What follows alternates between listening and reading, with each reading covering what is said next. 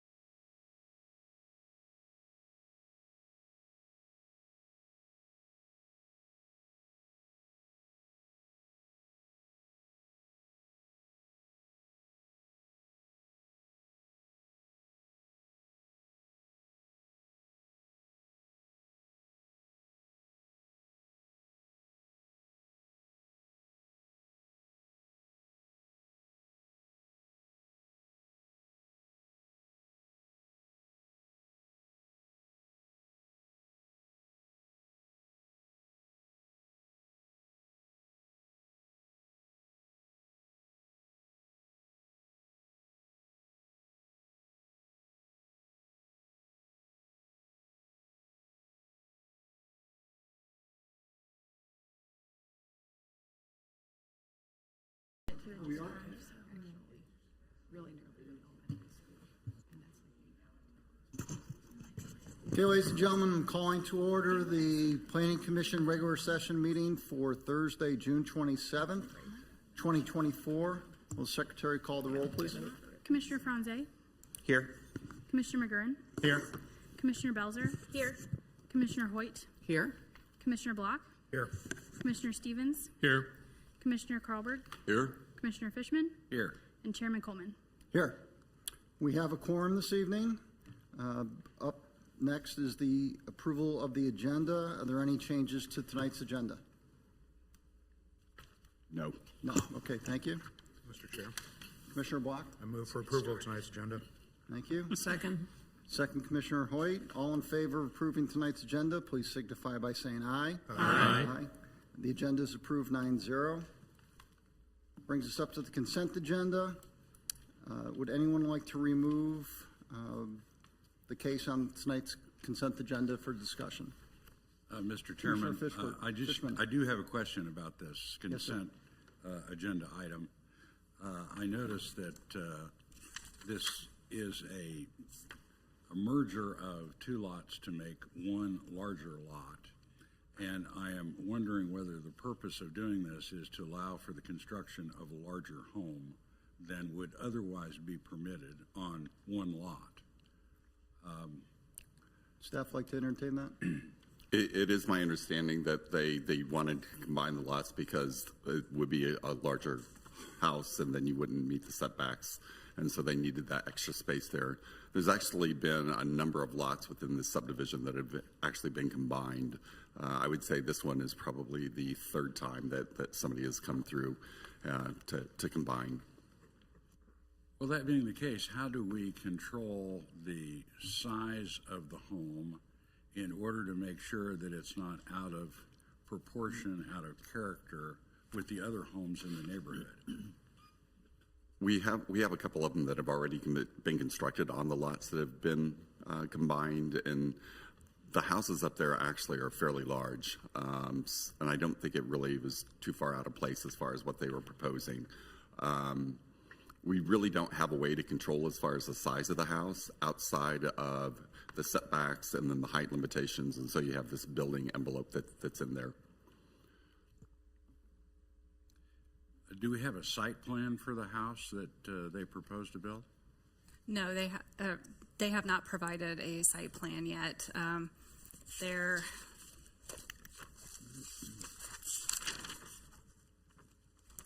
They have not. I think they were waiting until this, let's see if this item was approved before they brought in a plot plan for the lot. Well, what criteria then do we use? I know that there's probably a maximum square footage on the houses on any one lot. If you combine two lots into one lot, is the maximum square footage therefore doubled? Combine two lots, it's possible. It depends on as far as on the form of the lot, where the lot lines are located at, because they have certain setbacks that they have to meet in order to do that. I know we've had one that was combined two lots because once the house was built there, it didn't really leave a lot as far as for the rear yard. And so they actually merged the two so they could have a larger rear yard that was located there. That was the reason for one of the ones that combined. But as far as having a maximum size of the house, as far as square footage, no, we do not have. Okay, thank you. Would you like to pull it off the consent agenda, or? Yes, I would like to pull Okay. it off the consent agenda. This, not having any control whatsoever on the size of the house that's going to be put on this lot would be concerning to me if I were one of the other homeowners in the neighborhood, that somebody would build what's known as a mega mansion. And I think that would be irresponsible of us to approve. And this is a fairly new subdivision. It still has vacant lots. I know about the subdivision. Okay, well, let's pull it off the consent agenda. We don't need a vote for that, do we? No, I think as far as. With that, I know Cameron is not here this evening. Which staff member is going to take this one in her place? Mr. Chairman, that'll be me. Okay, Ms. Crooks, go ahead with your presentation. Yep. So thank you, Mr. Chair, members of the Planning Commission. This is case 5824, HALLBROOK East Village, 4th Plat, requesting approval of a revised final plat to combine two lots into a single lot within the HALLBROOK East subdivision, located south of 114th Street and east of Overbrook Road. This project is coming to you this evening with a recommendation of approval from staff. The HALLBROOK East subdivision is bordered by Overbrook to the west, State Line to the east, 114th Street to the north, and 116th Street to the south. The applicant is proposing to combine lots 29 and 30 of HALLBROOK East Village First Plat to create this lot, which would be a 19,726 square foot or 0.45 acre lot for the construction of a new home. Deviations to the front yard, side yard, and rear yard were granted in 2017 when the preliminary plat was originally approved. So as I stated at the beginning of my presentation, staff is recommending approval of this item. The applicant is here and available to answer questions. Okay. Thank you, Ms. Crooks. Any Thank you. questions for staff? Okay, seeing none, I'll invite the applicant to come forward. Sir, welcome to the Planning Commission. Can you please state your name and address for the record? Good evening, Brett Haugland. I'm with Continental Consulting Engineers, 9000 State Line Road here in Leawood. This doesn't set precedence for what has already been done on the subdivision. This is the third, fourth time we've done lot combinations. I know there's strict architectural requirements for the development, very consistent. So this will be a consistent looking home. We do not have a site plan or a building elevation. I don't imagine they'd be that much different from what has already been constructed on site. So I can answer any questions you might have, but I don't see this being different from what's been accomplished in the past. Thank you, sir. Any questions for the applicant? I do have a question. Commissioner Fishman. Well, do you have an idea of how large of a home you could legally build on that site and how that size would differ from the majority of the other homes that are in that subdivision? I think I would suggest, well, if you haven't been out there, maybe you have, and if you've seen the other homes that have been built on the I have, yes. combined lots, I would just suggest they'd be similar to that. All right, thank you. Any other questions for the applicant? Okay, thank you very much, sir. Appreciate it. Brings us to discussion. Any discussion on case NC 5824? Well, as I said, I'm uncomfortable with the idea that, let's say, for example, there's a maximum of 4,000 square feet that you can build on any one lot, that someone would have the ability by this replat to build an 8,000 square foot home there.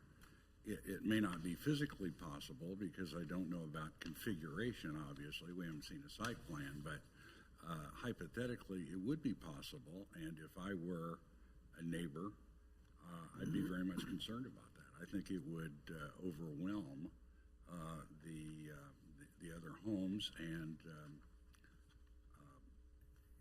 not be an appropriate, not present an appropriate appearance.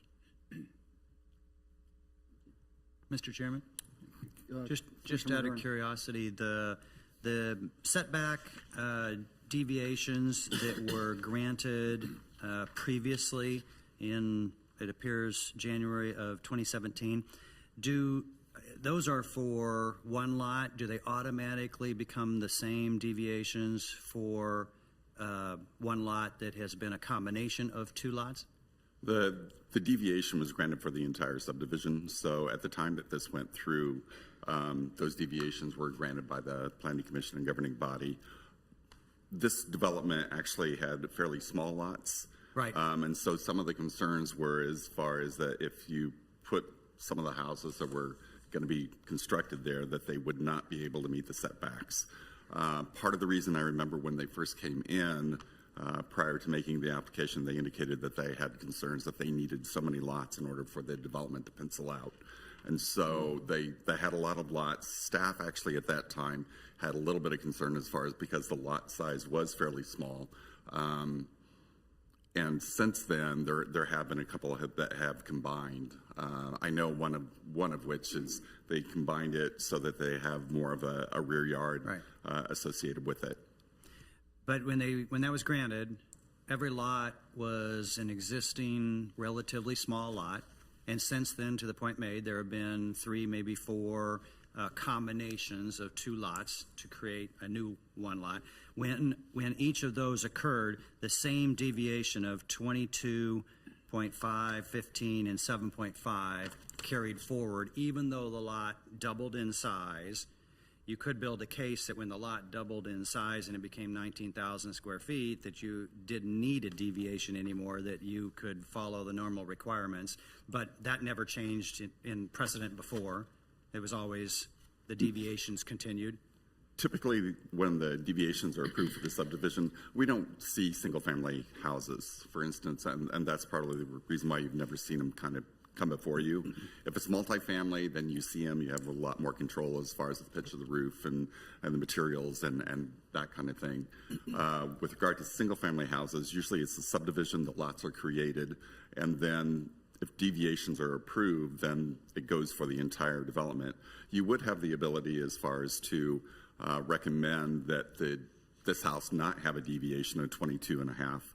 We do have setbacks in one of the, for instance, in existing areas, when a house is torn down or added on to, we actually require that they be consistent with the setbacks for the setback of either house on either side, for the reason that we wanted to have the street frontage fairly consistent.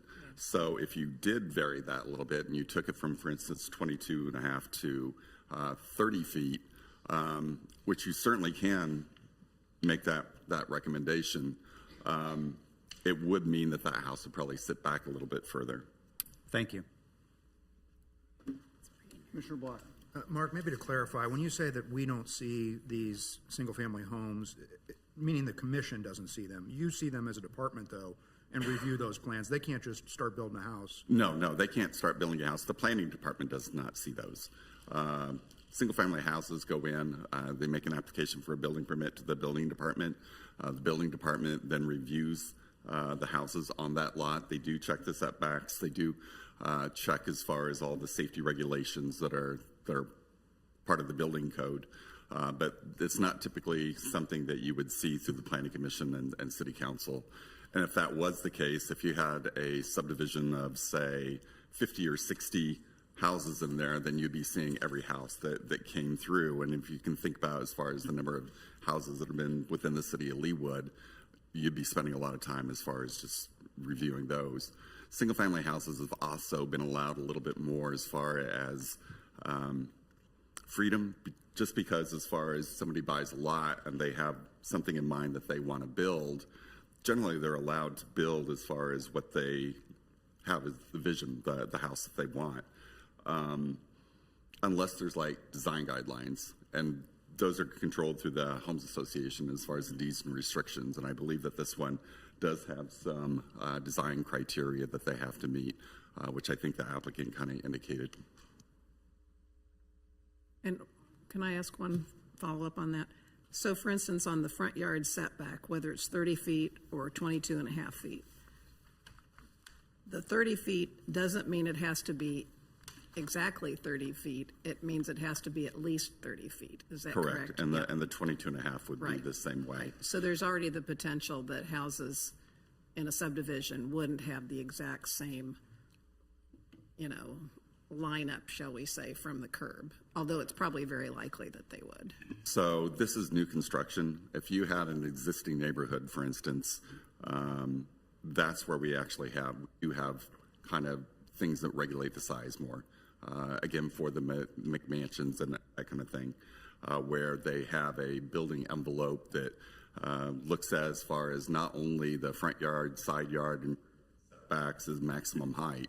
It also has, like, you go in 15 feet and then it goes at a 45-degree angle. It also has a floor area ratio, which you may be familiar with regard to commercial development.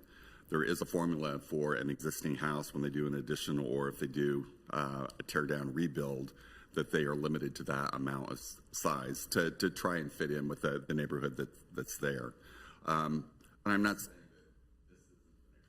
that I mean, obviously, the Planning Commission and governing body went through a long period. Planning Commission worked on as far as the tear down rebuilds ordinance for about 4 years, trying to come up with some regulations that would actually allow some flexibility, but also try and ensure that there wasn't a McMansion or something that was constructed right next to it. And there's also a governing body member who also made just recently kind of the same kind of concern as far as if they are combining lots, then maybe they should move back as far as a larger setback and not have the deviation. And that was in Aventino. Any other discussion? Commissioner? One further question. This one I'll pose to you, Mark. Would it pose a hardship on the staff, or maybe the applicant can speak for himself, if we reversed the timing of this process and accepted an application for a building permit, and then if that were a house of an appropriate size, then take the matter through the replat process and approve the plat for that particular house?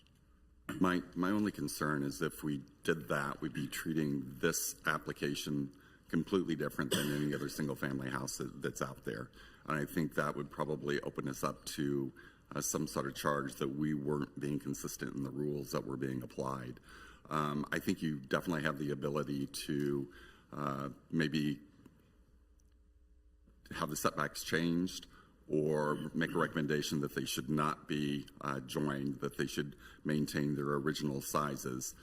You could also make a recommendation that it be continued for staff to take a look a little bit more, but honestly, we'd be making our analysis based on the lot itself, and I don't think maybe legal can chime in on this as well. I'm just afraid that if we started singling this one out and treated them completely different, it would open us up to the charge that we were being arbitrary. All right, well, let me follow that up with another hypothetical. Supposing that we added a stipulation that the house to be built on this combined lot should be no greater in size than would be allowed on any single lot.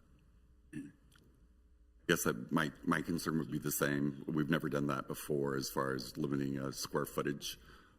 We don't have a minimum square footage or a maximum square footage on the houses outside of what I indicated as far as an existing with a tear down, rebuild, or an addition.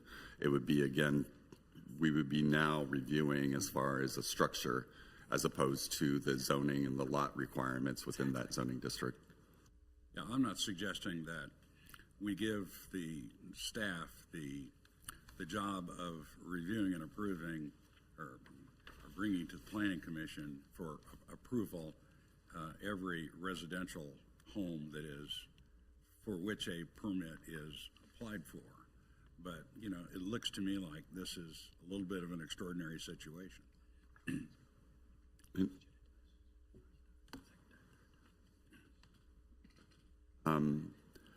As far as we really have had quite a few lots that have been combined. If that's a concern that the Planning Commission and the governing body would like staff to look at, I think we'd be more than willing to do that. But it's probably better to actually look at it in isolation from an individual application that we have, so we can develop a policy that would be citywide and not kind of focused within one lot within a development. We again, if that's what the Planning Commission and the governing body directed staff to do, that we would be more than willing to look at that. We have had quite a few houses in the time that I've been here as far as lots. I don't really see the single-family houses, but lots that have combined. That is not an unusual occurrence. Okay, thank you. Is there any other discussion? Okay, just one thing on my end, just from my experience since I've been on Planning Commission for a number of years.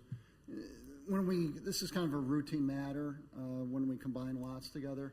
To my knowledge, we haven't had any blowback in doing that. So in my mind, it's a fairly routine thing. I understand your concerns, but it's a process that I think has gone smoothly, and I cannot recall any time where we've had to do anything different after the fact. I don't think that we've had any issue with that. We have had some where maybe, for instance, we just had one recently in Aventino where they built out what they were allowed to do with the original size of the lot and the original setbacks. And some of the neighbors that were adjacent to it thought it was way too big of a house. We do have those situations, but I would say we've run into that probably more than what we've run into as far as somebody combining a lot. But there could always be a first time. Yes, thank you. All right, any other discussion? Okay, Chair will entertain a motion. Well, Mr. Chairman, I move for denial of the consent agenda item NC 5824. Is there a second? Okay, if there's a second, the motion fails. Is there another motion on the table? Mr. Chairman, Commissioner Hoyt. I recommend for approval of the consent agenda item NC 58-24. Is there a second? Second. Second, Commissioner Block. Any discussion on the motion? Commissioner Block. Mr. Chair, yeah, I mean, I think Mr. Fishman's or Chairman or Commissioner Fishman's comments make sense, but I do believe, as you mentioned, I think there's been some precedent, not only in this neighborhood but elsewhere. You know, the neighborhood has design guidelines. You know, I think the proximity to HALLBROOK itself, the main part of HALLBROOK. I mean, if the house were a little bit larger, I don't think that it would be, horrible in this situation. So, with that, I'm going to vote for approval. Any other discussion on the motion? Okay, all in favor of approving consent agenda item NC 5824, HALLBROOK East Village, 4th Plat, replat. Request for approval of the final plat located south of 112th Street and east of Overbrook Road. Please signify by saying aye. Aye. Aye. Against, nay. Nay. Vote is 8-4, 1 against, with Commissioner Fishman dissenting. Thank you very much, sir. Commission now calls case 6524, review of the 2025-29 capital improvement program and find it in conformity with the City of Leawood Comprehensive Plan. Ms. Knight, are you doing this? Even though, okay. Actually, I'll go ahead and introduce it. This is the 2025-2029 Capital Improvement Program. This is something that the Planning Commission is required to review each year. And the main purpose of the Planning Commission reviewing it is to find whether it's in conformance with the comprehensive plan or not. If they find it's within the conformance with the comprehensive plan, that's really all they need to do as far as the ruling. If they find that it is not, then they have to make a written report to the governing body, and then the governing body would take that under consideration. We do have a number of staff members that are here who will actually be able to give a presentation and then be able to answer your questions. We have Don Cobby and Jana Raper with the Finance Department, and we have Colin Fitzgerald with the Fire Department, and David Lay with the Public Works Department, and Chris Claxton with the Parks Department.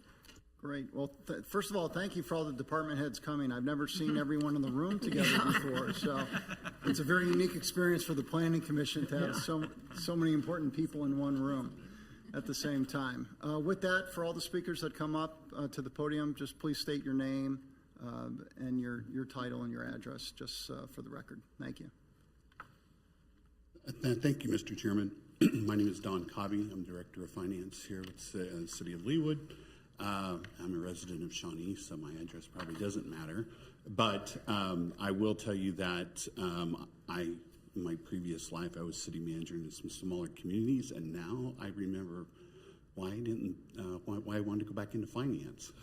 Forget how complicated these issues are. So I'm happy to be here just to talk about capital improvements, and wanted to quickly give you an overview of what they are. I by no means am the expert on each project, but I see that in your packet you have a list of all the projects that we are doing.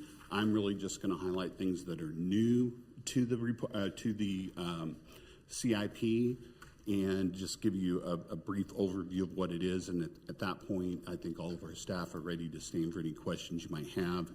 And also, I think most of the things we're going to talk about tonight probably fall under your purview, but we really used the layout that we had with the city council as they went through this, and I'm not sure that golf course improvements and sprinkler heads are probably under yours, but most of the rest of them are. So we'll try to focus on the things that we feel are part of what you will be approving. So with that, as Mark stated, that really the reason for us being here tonight is that the CIP, if a city decides to have go through the CIP process, which most cities should, is to determine whether the improvements that are proposed are in compliance with the comprehensive plan, and then go through the process of if you have issues with it, then Mark can tell you how to move forward with that. Most of our items are infrastructure related, so that makes it a little bit easier, I think, to consider. The way we define a comprehensive improvement plan and the projects that are included are that they have to exceed $250,000 with a few exceptions. Sometimes we have some smaller things but are a little more complicated, so we will include them. Projects normally include new facilities, construction and reconstruction of streets and stormwater, and then major rehab of any of those things, facilities, streets, and infrastructure. The CIP is important as in finances because it gives us a 5-year view of what projects we're going to do, how we're going to fund those, and to look at not only the money we have on hand, but what's coming down the road. And then, as you may or may not know, we have operating funds, we have a lot of capital funds, and while when we do the budget, we focus more on operating, the capital processes means a lot of dollars and has a lot of impact. So it does take quite a bit of work, but over the long haul, it's not a year-to-year process, so we have to constantly look at that, look at those projects and reevaluate the cost and if things change. And so I accuse David Lay of changing numbers every day on me just to keep me on my toes. But it is a constantly evolving process.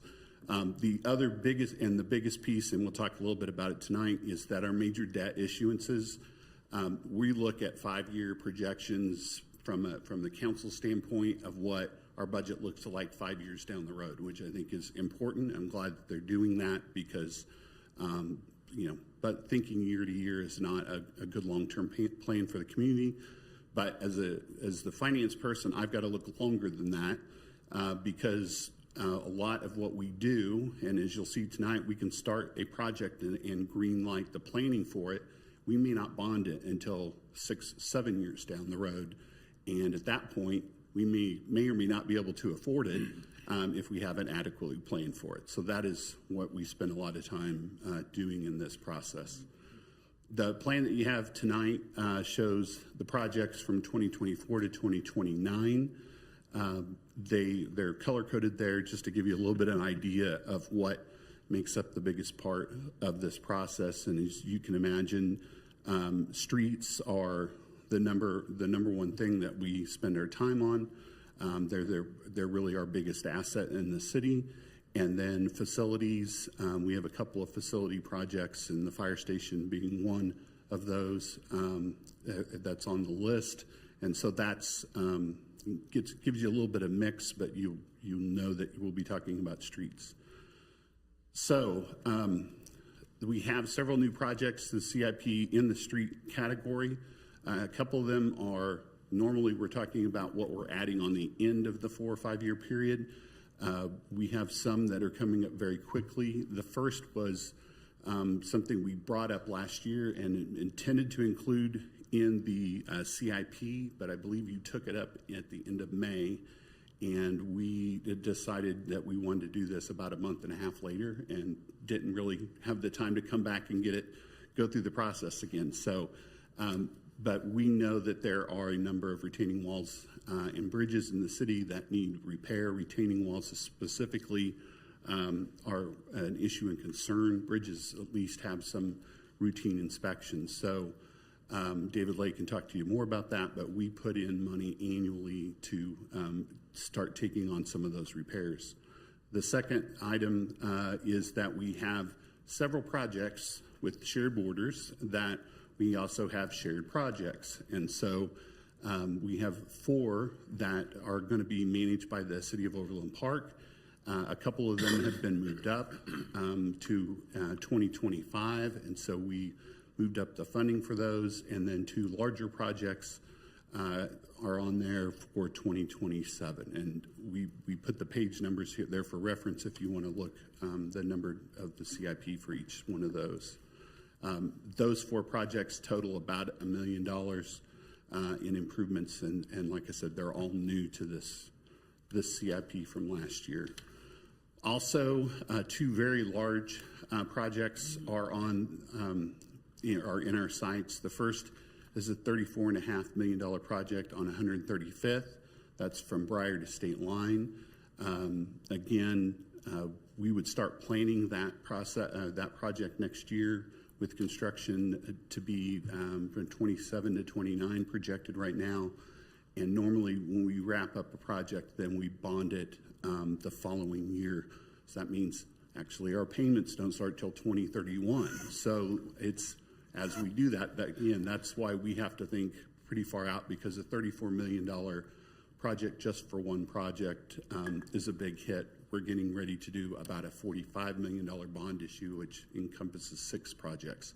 So that is a large item, and there's information, again, page 42, there's a little more information about that. The same with Mission Road from 143rd to 151st. That's we project a $25.2 million project, and the planning for that would be start in 2027, with the project to be built starting in 2029. So it's just barely on this plan, but again, bonding in 2031, and then start making payments on those bonds in 2032. There's 2 preliminary engineering studies that we put on our plan. The first is Kenneth from 143rd to 151st, and that would be projects with Overland Park. And then in 2026, we would begin planning on 151st from Knoll to Kenneth as well. The next, a couple of changes that we made to the CIP just overall was to put residential mill and overlay projects in the CIP. In the past, they have not been included. Normally, they were smaller amounts, but as you can imagine, over time, as we haven't really raised the bottom limit as to what it's included, projects have really begun to exceed that threshold. So we decided that it made sense from a planning standpoint to have those projects outlined as well. And so you will see those listed in our large table that's included in the plan. And then there is one large mill and overlay project then for 2028, 2029 for $1.35 million. And I should point out, these numbers in the past, maybe you saw a number and it stayed the same over a number of years. We actually put inflation. We did put in inflation into these numbers, and I think, and I can't remember, it's been too long since I did it, but short term we had, I believe, 5% in my end. I think that's the number we used going forward, but we wanted to make sure that when we were moving forward, when we get there, we're talking about the same dollars, or the dollars as we grow the budget and as we grow revenues, we're also growing those expenditures. So we're taking that into account. In stormwater, we have a new annual program of $200,000 for planning and $1.3 million for construction in the following year, and that is to maximize our stormwater grant funds from the county. And with that annual program, we would try to match what those are called SMAC dollars, and those projects. We have a $2.4 million project in a prior CIP that's going to be replaced by these new projects that we're putting in on an annual basis. So starting in 2026, you'll see annual funding in there. The reason for that is a lot of these are, I believe, the metal pipe projects. Am I correct, David? And so replacing the metal pipe, and in my experience, at least with other communities, is that when they start to go, they go quickly, and fixing them when there's a sinkhole unexpectedly showing up in the middle of your street, it's a lot more expensive, a lot more hectic, and trying to get ahead of those is what we're trying to do with this plan. And then this, the plan also continues funding for in 24 and 25 for Lee Court and 93rd and Lee stormwater improvements that are paid out of the dedicated 8 cent fund. And in parks, we have a couple of new projects. One is trail improvements to Indian Creek and Tomahawk Creek trails. We have $336,000 in for planning on those in 2025, and then we've set aside about $3 million potentially bonding that project to make those improvements. Some of those trails, as Chris has said, are smaller and have deteriorated since they were first built. So it's time that we're going to have to start making these kinds of improvements. And then the next is we have a couple of things on here, and I'll tell you it's changed a little bit. Right now we are in the middle, or we were going to have a project to build the storage facilities at the golf course. We had put the irrigation sprinkler head replacements on for 2026, but actually what we're going to do is move up the renovation of the practice facility because they sit next to each other, and we'll be able to use some of the dirt work from one to help with the other project and save some money. So that was approved by the golf course committee, and those two projects, since they really are on site and not more of a infrastructure item, that we didn't update for that, but we will in the final plan. That will be included. We show that to the council. And again, then I'm kind of back to the beginning. Your responsibility is to look at how these fit into the comprehensive plan, and whether if you have any concerns about those, any of these projects, I'm happy to go back and have somebody come up and look over them, but we want to give you a quick overview of what's included, and happy to stand for questions. Any questions? Yes. For staff? I had a question on page 55. We talk about burying the overhead lines on 123rd Street. I also notice on Mission Road from 143rd to 151st, there is a right-of-way and easements, more significant of a budget in utilities. Does that underground utilities from 143rd to 151st too? I can tell you, I'll let him talk quickly about it, but we have only designated funds for underground utilities for projects that are through next year. So we have one more, and I don't believe I can't remember which project it is. 123rd. Yeah, 123rd. So the council had asked us to move some things out of debt and pay for them out of Economic Development Fund last year. There were about 5 projects. Those have all been decided. So anything in the future would be something we either have to look to a new source of funding or include with the bonds on that project. Okay, thanks. So from that standpoint, the rest, David, you want to talk about the projects? This is David Lay, Public Works Director.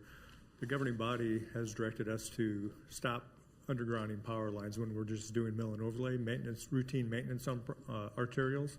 But on 123rd Street, we have a lot of conflicts with utility lines. It's along the entire corridor. Since Evergy has to relocate those power lines, they're giving us credit towards undergrounding. Plus, there are a lot of large trees in the way. So we are proceeding forward with that project. Mission Road from 143rd to 151st does have undergrounding because that's an arterial reconstruction, and we already know that Evergy will have to relocate along the entire corridor. So those costs are already factored in. Thank you. Any other questions? I actually have a couple. What is the difference between the stormwater replacement and the metal pipe replacement? Are these one and the same or two different things? So the governing body approved the stormwater metal replacement program, and I believe it's around a little over $30 million to replace all the metal pipe in Leawood, and so that's the project we bond, and that money goes directly only for metal pipe replacement. It used to be $3 million every other year, and we're now moving that to $1.5 million every year, so it allows us a couple things. One is a $3 million project in people's backyards takes a lot of time and energy to try to get the easements, and so what happens is we'll get hung up on a couple easements, and it holds the entire project back. And so by doing it annually, we have a little bit smaller projects that we can bite off. The other idea is now that we have money every year, if we do get into an emergency where we need to replace a pipe, we have funding for that year.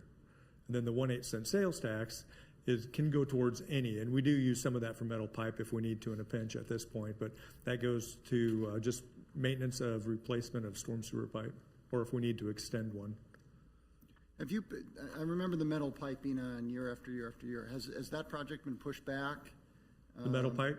Yeah. Yeah, so in the last year's CIP, we removed the metal pipe funding from the CIP, so it's now being added back in at 1.5 per year. Okay, that's why there's nothing in the 2023 or 2024 Correct. part of the budget. Okay. My other question is on the fire station number 4. I noticed that there's 20 million allotted in 2027, 1.55 this year. What phase is that in? Is it in a design phase, or we'll get everyone up here eventually? Yeah, no, that's all right. I was going to say Colin can give you more information, but I can tell you that the place we're at with that was a study was commissioned for placement ideas, and that is next Monday, right? Yeah, Monday, and in study session or work session, they're going to talk about those recommendations, and then from there, I think then we start in earnest making some of those decisions on the placement, and then the expenditures again. Not knowing nothing's designed. That is a number based upon our current construction numbers and what we were anticipating for that site. So there's no planned building or anything at this point. Colin Fitzgerald, Fire Chief. So yeah, that's correct. So Station 4, it's really not even in the planning stage at this point. There's been talk really for the last 10 years about Station 4 happening, but we had to get Station 1 reconstructed first. There is money set aside, the $1.5 million for the design that came from the ARPA funds from a couple years ago, and there is a placeholder now for Station 4 construction. But we commissioned a station location and deployment study in fall of 23, and we received that back in May. And the council's first work session is actually Monday to review those findings, so we can finalize the location of Station 4 and also future infrastructure needs. So at this point, there's actually no designs in place. Hopefully soon, though. Okay, thank you. That's because he's going to have to figure out how to pay to staff it, so that's. Any other questions? Are we going to let Chris off that easily tonight? Since she's... All right. All right, thank you very much. Appreciate your thank you. time. Okay. All right, that brings us to discussion on case 6524. Any discussion by the commission? Commissioner Block. Maybe just another question for staff. So we got a copy of the comprehensive plan with this application. Are we dealing with that at all, or are we going to approve this in the future? We provided the comprehensive plan. This is actually the one that was just approved by the Planning Commission and governing body. So it was there for reference, so you'd have the ability to cross-check. Okay, thanks. I couldn't remember where it was. Thank you. That's all I had. Any other discussion? Well, if our purpose here is to determine that it's in conformance with the comprehensive plan, I don't see anything in the capital improvement program documents that would deviate from conformity with the city's comprehensive plan. And I don't see any reason why we would deny it. Thank you, Commissioner Hoyt. Any other discussion? Okay, I just want to say I actually look forward to the capital improvement plan. Whoever puts this together does a fabulous job. So it's laid out very nicely. As a numbers guy, I like going through the grids and the Excel spreadsheets myself. Probably no one else up here really does, but and I appreciate the pictures of the metal pipe replacement as there's one going down the border between my yard and my next door neighbor. So always look forward to seeing when that's going to occur. It keeps getting pushed back. So. Okay, with that, any other discussion? Okay, Chair will entertain a motion. Mr. Chairman, Commissioner Hoyt. I move for approval of case 65-24, finding that the capital improvement program review of 2025-2029 is in conformance with the City of Leawood's comprehensive plan. Okay, thank you, Commissioner Hoyt. Second, Commissioner McGurn. Any discussion on the motion? Okay, all in favor of approving case 6524, review of the 2025-29 capital improvement program, and finding it conforms with the City of Leawood comprehensive plan, signify by saying aye. Aye. Opposed, nay. Passes 9-0. Thank you for all the department heads for taking time out of your evening with us. You'll still be able to go home and watch the debate. Or go across the street for the Sunset Music Fest, whichever you prefer. Okay, that brings us up, the commission now calls case 113-23 Town Center Plaza, sign criteria, request for approval of a revised final plan located north of 119th Street and west of Roe Avenue. Ms. Lauterbach, I think you have this one? Yes. Okay, please proceed with your staff report. Mr. Chairman and members of the Planning Commission, this is case 113-23, Town Center Plaza sign criteria, request for approval of a revised final plan located north of 119th Street and west of Roe Avenue. The document in front of you that's on the dais is a revised set of criteria. The applicant reached out and let us know that they needed to update 2 graphics within the criteria, and this is the revised total packet for the clean version. The graphics that are in question are pages 23 and 24 of the criteria, which reference Dick's Sporting Goods and AMC. The revision is to change the measurement, which is shown as X on the document, back to what was previously approved, as the applicant is not proposing any changes to the out parcels with this application. The applicant is requesting approval of a revised final plan to implement revised sign criteria for the Town Center Plaza retail development. The sign criteria for this development was last updated in 2020 with case 82-20. The application is being put forth to account for new businesses going in at Town Center and to rectify other areas of the criteria that need to be changed since the last update. The new sign criteria proposes the following changes. There are new reference images and tenant subtypes being added to tenant types 4, 6, and 10. The maximum sign heights were adjusted for most tenants within the center to account for what is existing and allow a bit of flexibility for size. The proposed new tenant maximum sign heights are included in a table at the end of the staff report. The applicant has requested that signage not be required to be centered as previously shown, should the tenant desire to have it not be centered. The previous tenant type 12 was created for the First Ascent climbing gym, but that tenant space was not constructed. The tenant type 12 is being removed. The multi-facade tenant signage is being updated to refer to tenant type exhibits for the applicable facade maximum height. The number of sign rows is being amended to allow a maximum of 2 rows of signage per sign. The approved out parcel on the north side of the center is being shown as a future pad site at this time, as it has not yet come through. And should this come through, this would need to be amended through a separate approval.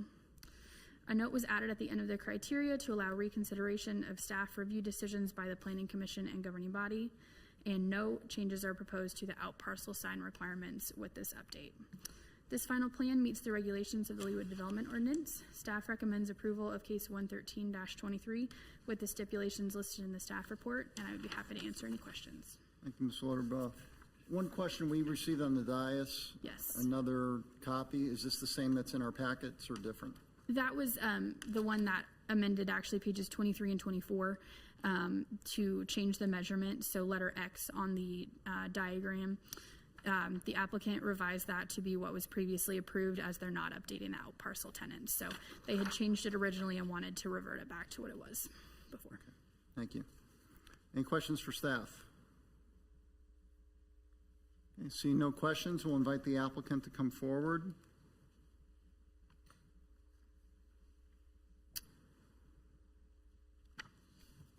Good evening. Please state your name and your address for the record. My name is Megan Henry. I'm a development manager with Washington Prime Group, owner of Town Center Plaza, and I live at 46 Crossing Street, Suite C, Powell, Ohio 43065. Thank you, Ms. Henry. Thank you for your time this evening and for consideration of our revised final plan for the Town Center Town Center Plaza revised sign criteria.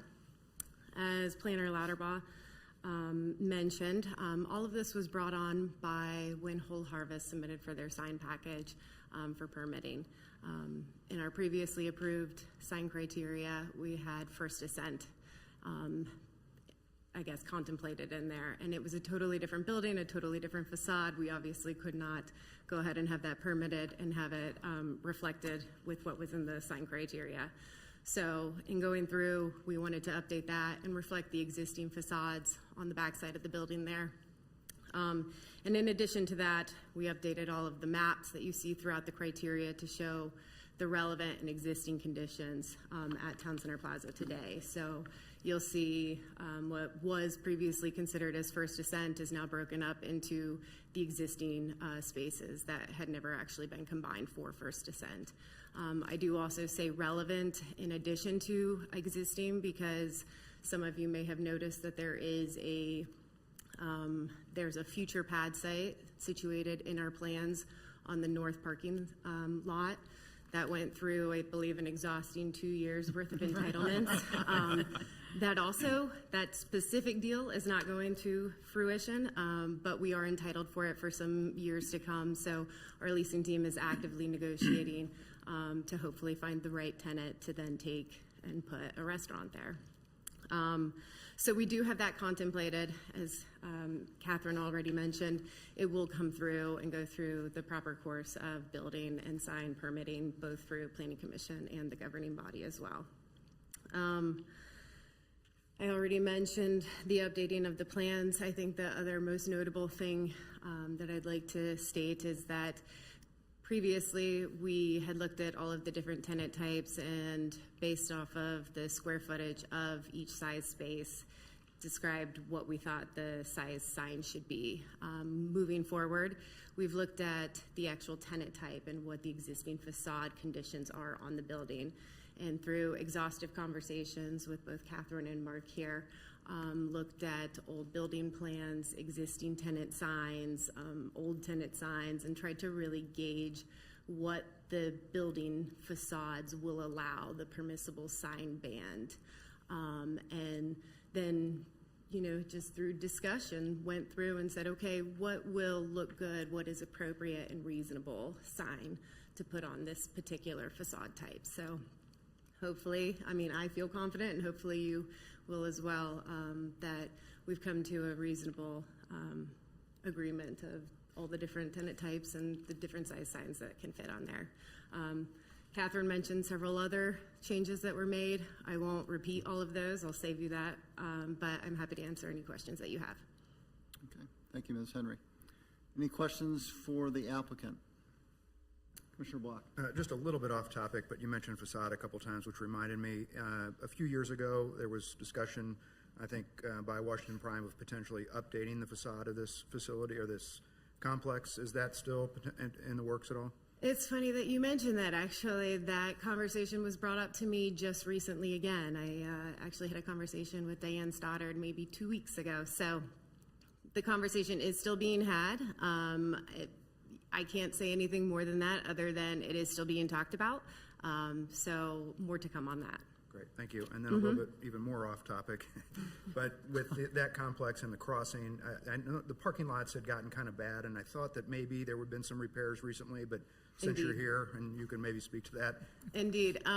So I know that Diane and our general manager, Jacqueline, have been in communications. They do have a plan. We are doing a phased, really kind of a more diagnostic, and then going through and looking at, I think even maybe like earlier this week, they might have done some core samples at different places.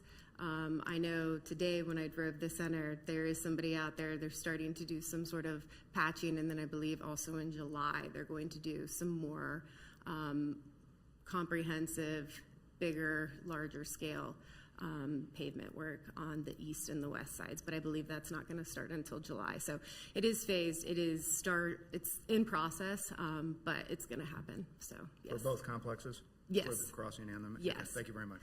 That's all I have. And I know that Jacqueline's going to stay in touch with Diane on that progress as well. Thank you. Any other questions for the applicant? Okay, I'm going to go even more off topic than Commissioner Block. I'm ready. All right, I just want to thank you and Washington Prime for hosting the Summer Music Festival that goes on in the month of June across the street.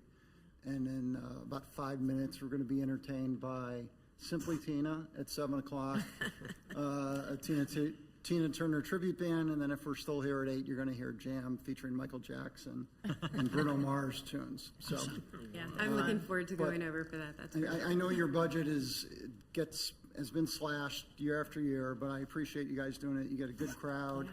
People come to Leawood. People hopefully go to the shops ahead of time, and it's always well attended. I've gone the last 2 weeks, so this is the first week I'm missing. Not that I'm mad about that for you changing the date of our meeting, but. Well, thank you. Chairman. Yes, Commissioner White. I think I have a comment that's maybe even more it's back to the topic. I think I'm moving back in the direction of the topic. In fact, I'm sure I am. I just want to thank you for the work that you put in to do this with the staff, because from a planning commission standpoint, it's a pleasure to see a proactive approach to recognizing that, you know, there's some tidying up to do to bring the documents into a more realistic congruence with what's happening and what you want to have happen in the future before it gets to be a crisis. So thank you for taking the time to do this. Absolutely. In orderly fashion. I have to thank Mark and Catherine because they fielded many calls and emails from me, that's for sure. Megan and Washington Prime actually did really work with staff, so it was really kind of working together, and we appreciate that as well. Okay. Thank you very much. Thank you.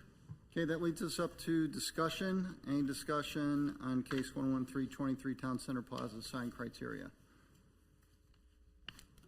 Seeing none, can I have a motion?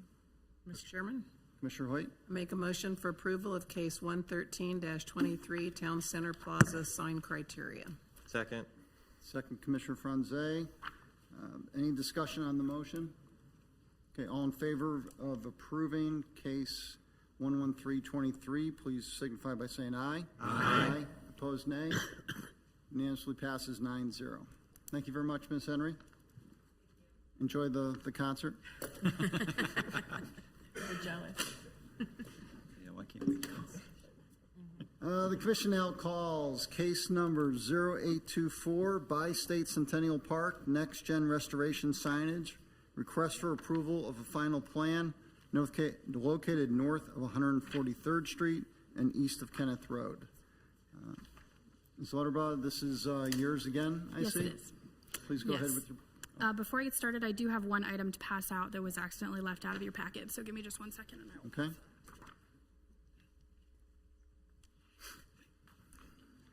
Thank you.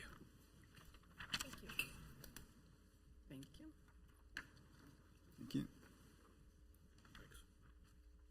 Thank you. Thank you. Thank you. Thank you. Thank you.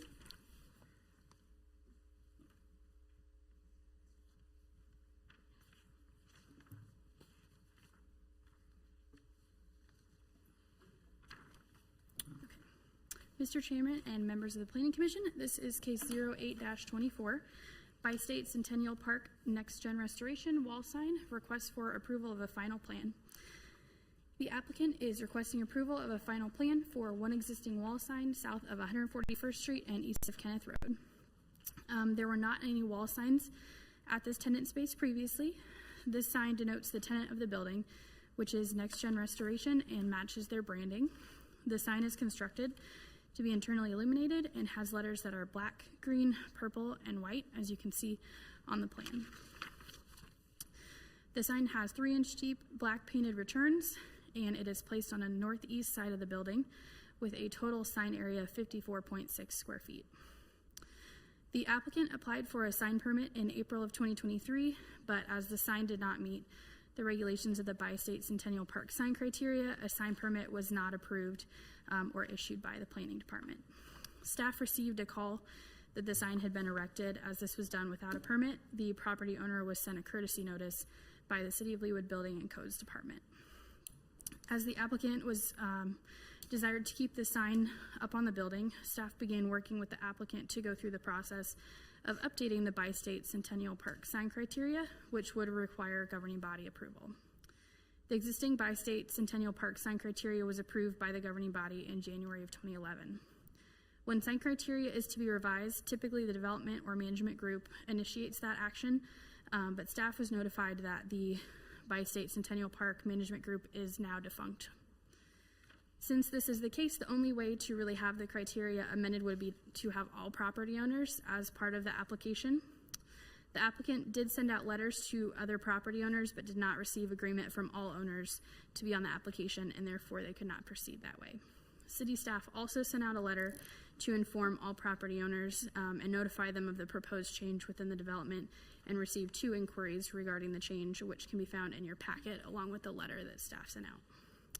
The application in front of you is requesting to allow the wall sign to remain, which per section 16-4-6.3B1 of the LDO would effectively amend the sign criteria for Bi-State Centennial Park. Staff is recommending denial of case 08-24 for the following reasons. The applicant has proposed multicolored lettering for the sign, while the development sign criteria only permits dark bronze face lettering. The sign is intended to be internally illuminated, while the sign criteria only allows halo illuminated or non-illuminated signs. The proposed lettering height for portions of the sign are taller than the criteria allowed height. The logo proposed exceeds the size or style allowed. The sign is currently 3.2% of the facade, which exceeds the 3% allowed in the criteria. And a sign permit was not acquired from the planning department prior to putting the sign up on the facade. As the existing Bi-State Centennial Park sign criteria is not being met, staff recommends denial of case 08-24. Should the Planning Commission wish to approve this case, staff recommends including the stipulations that were listed in the staff report. I'd be happy to answer any questions. Thank you very much, Ms. Lauterbach. Any questions for staff? Commissioner Franze. Yeah, so when the packet says that an approval of this deviation would amend the sign criteria, does that mean for everywhere in the development that would now apply? Like we're changing everything, or is it just for this site and this sign? It would be for the Bi-State Centennial Park. I'm not sure if Mark wants to speak to that a little bit more, but there is that specific section of the ordinance basically speaks to that. And really, if it just amended as far as this one property and then somebody else decided to change it and they amend theirs, and then all of a sudden you have 34 different sign criteria. And so we have had in the past where there was a active development association and one of their tenants wanted to change the sign criteria. However, the development association really didn't want to have to go through the expense. So staff was allowed to bring that application forward. We'd always, every time that would happen, we would ask for the development association to say whether they are supportive of it or not. And so that was kind of a nice basis to be on. Unfortunately, this is a situation where the development association isn't active. So we thought, okay, the next thing to do is we'll have the applicant contact all the property owners, and maybe they can get it either active again, or they can actually say they agree to this and they have no problems with it. Unfortunately, he wasn't able to find everybody, and so then staff went ahead and we mailed out to all of the property owners in the area, and we did get 2 responses, but they really seemed more concerned that it was wanted to make sure this wasn't about their property, and they didn't really raise any objections to it. So that's kind of the situation. We're in the situation we're in just because as far as there was no development association that's part of it, and that means if you would hold it to what it was originally, it would never ever change unless somebody brought it active again. Might I Commissioner Hoyt. make a comment and or question? It seems like we're really in this position, though, because the applicant initially applied for a sign permit and it was denied, and instead of following what would have been the appropriate process at the time, went ahead and put the sign up anyway. Because that really is what's brought us to this point. And that is correct. Yeah. Commissioner Block. So if not too long ago, when the business on the southeast corner was constructed, a dermatology or facial something or another, skin something, there was a monument sign there. And how was that dealt with? Did the developer or did all the business owners in that complex not need to sign off on that? I believe that actually, I would have to go back. I don't want to speak and misstate something. I guess what I was just trying to determine I think it probably would have been as far as there would have been some criteria within the development that would allow that monument sign to be there. But I would want to definitely go back and check. Okay. And then my other question is, and maybe this goes back to Catherine, so it just wasn't clear to me. I understand that this current sign that was erected is not in compliance with the development's criteria, but even going back to your letter, how is it not in compliance with the LDO? Or maybe that's one and the same, but I just want to clarify. If this sign were presented on another building in another place, met the development, would it be okay in the city of Leawood, I guess is what I'm... So to answer your first question, actually about the other sign, I believe that the letters on that were that dark bronze color, so that would have met that requirement. And there is a small provision to monument signs. I believe it's the last line of the criteria that speaks to that. So I think with that one, it either came through when the building came in for construction, or it might have come through as a separate application. But I want to say it was maybe with the building for that. But I guess I was on that part of the question, though. I was concerned. I mean, did the other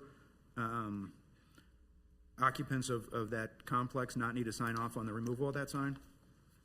I would have to check. That's what I was getting at. I mean, regardless of when it was asked for, okay. I just thought that maybe that they were not defunct at that time, I guess is what I'm trying to get at. Is something just happened in the last 2 years? We don't know when that happened. When they developed the sign criteria, that was active at that time. And actually there was some development that went on, and we used to see as far as the people who were in charge of the development association at that time. However, neither one of those are involved anymore. So I'm not exactly sure when it went inactive.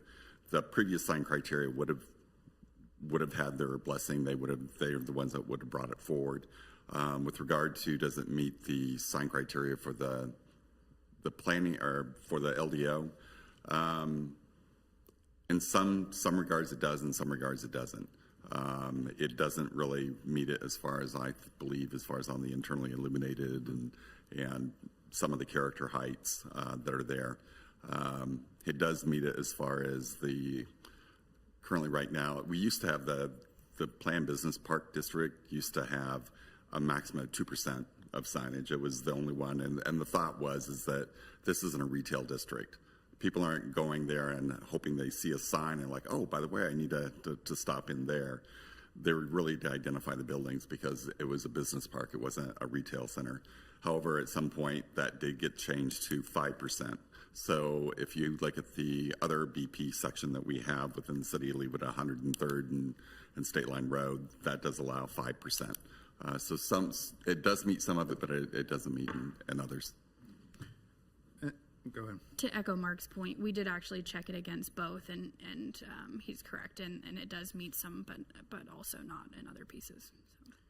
And so then going back to the defunct entity, did you determine that, staff determine that, or did we take the applicant's word on that? We reached out to try and again, sent letters to everybody. And we did talk with the applicant. We weren't able to find, as far as the development association to send it to. When we talk to code enforcement, they typically send it to the property owner, and obviously there's a property owner for every lot out there, but we weren't able to find, as far as the development association, that was part of it. Originally, at one point, it was Richard Saylors, who was a developer, and then Dr. Vince was another person that was heavily involved in that development. I'm not sure when they pulled out of the development or when they were no longer associated with it, but that's the last time that I had any knowledge as far as the development and who to go to as far as for the development association. And then just to go back to the other part of it, which I think you already said, but so when you're thinking that when this monument sign came down, you did not reach out to those people, they weren't involved, the best you can recall? I think we did. As far as removing the monument sign that was located. Not just the owner of that property, but the overall development. Correct. And actually that monument sign, it was kind of on common area anyway, so it was a development monument sign is what it was. So again, I would have to go back and check as far as what the dates were. And so what I'm getting at is, I guess in the last 2 years-ish, that entity's become defunct. I would assume yes. But okay, thank you. That's all I have.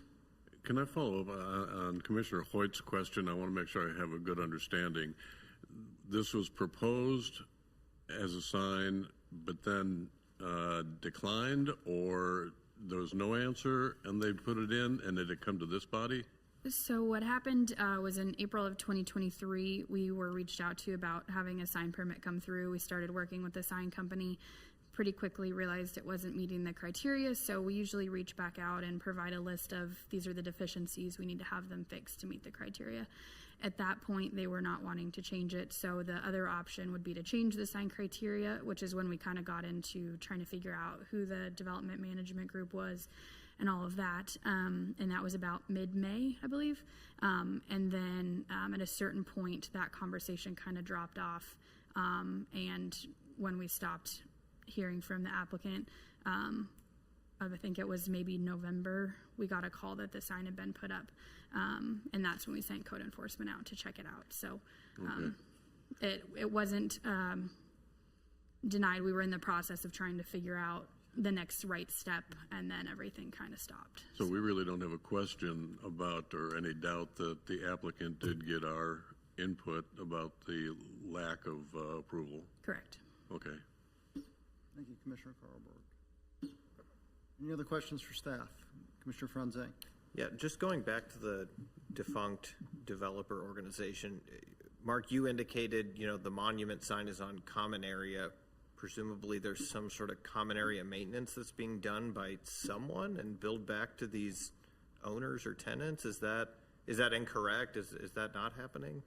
I did ask with regard to, as far as there's an island there that's in the middle of the street that obviously is common area.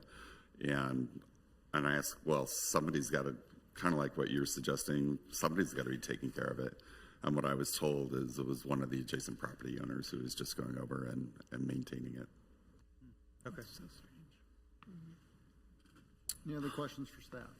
Just as a matter of clarification, and we've covered this, but when the development entity is no longer functioning, is there no way that a sign that doesn't conform with the sign criteria can be approved without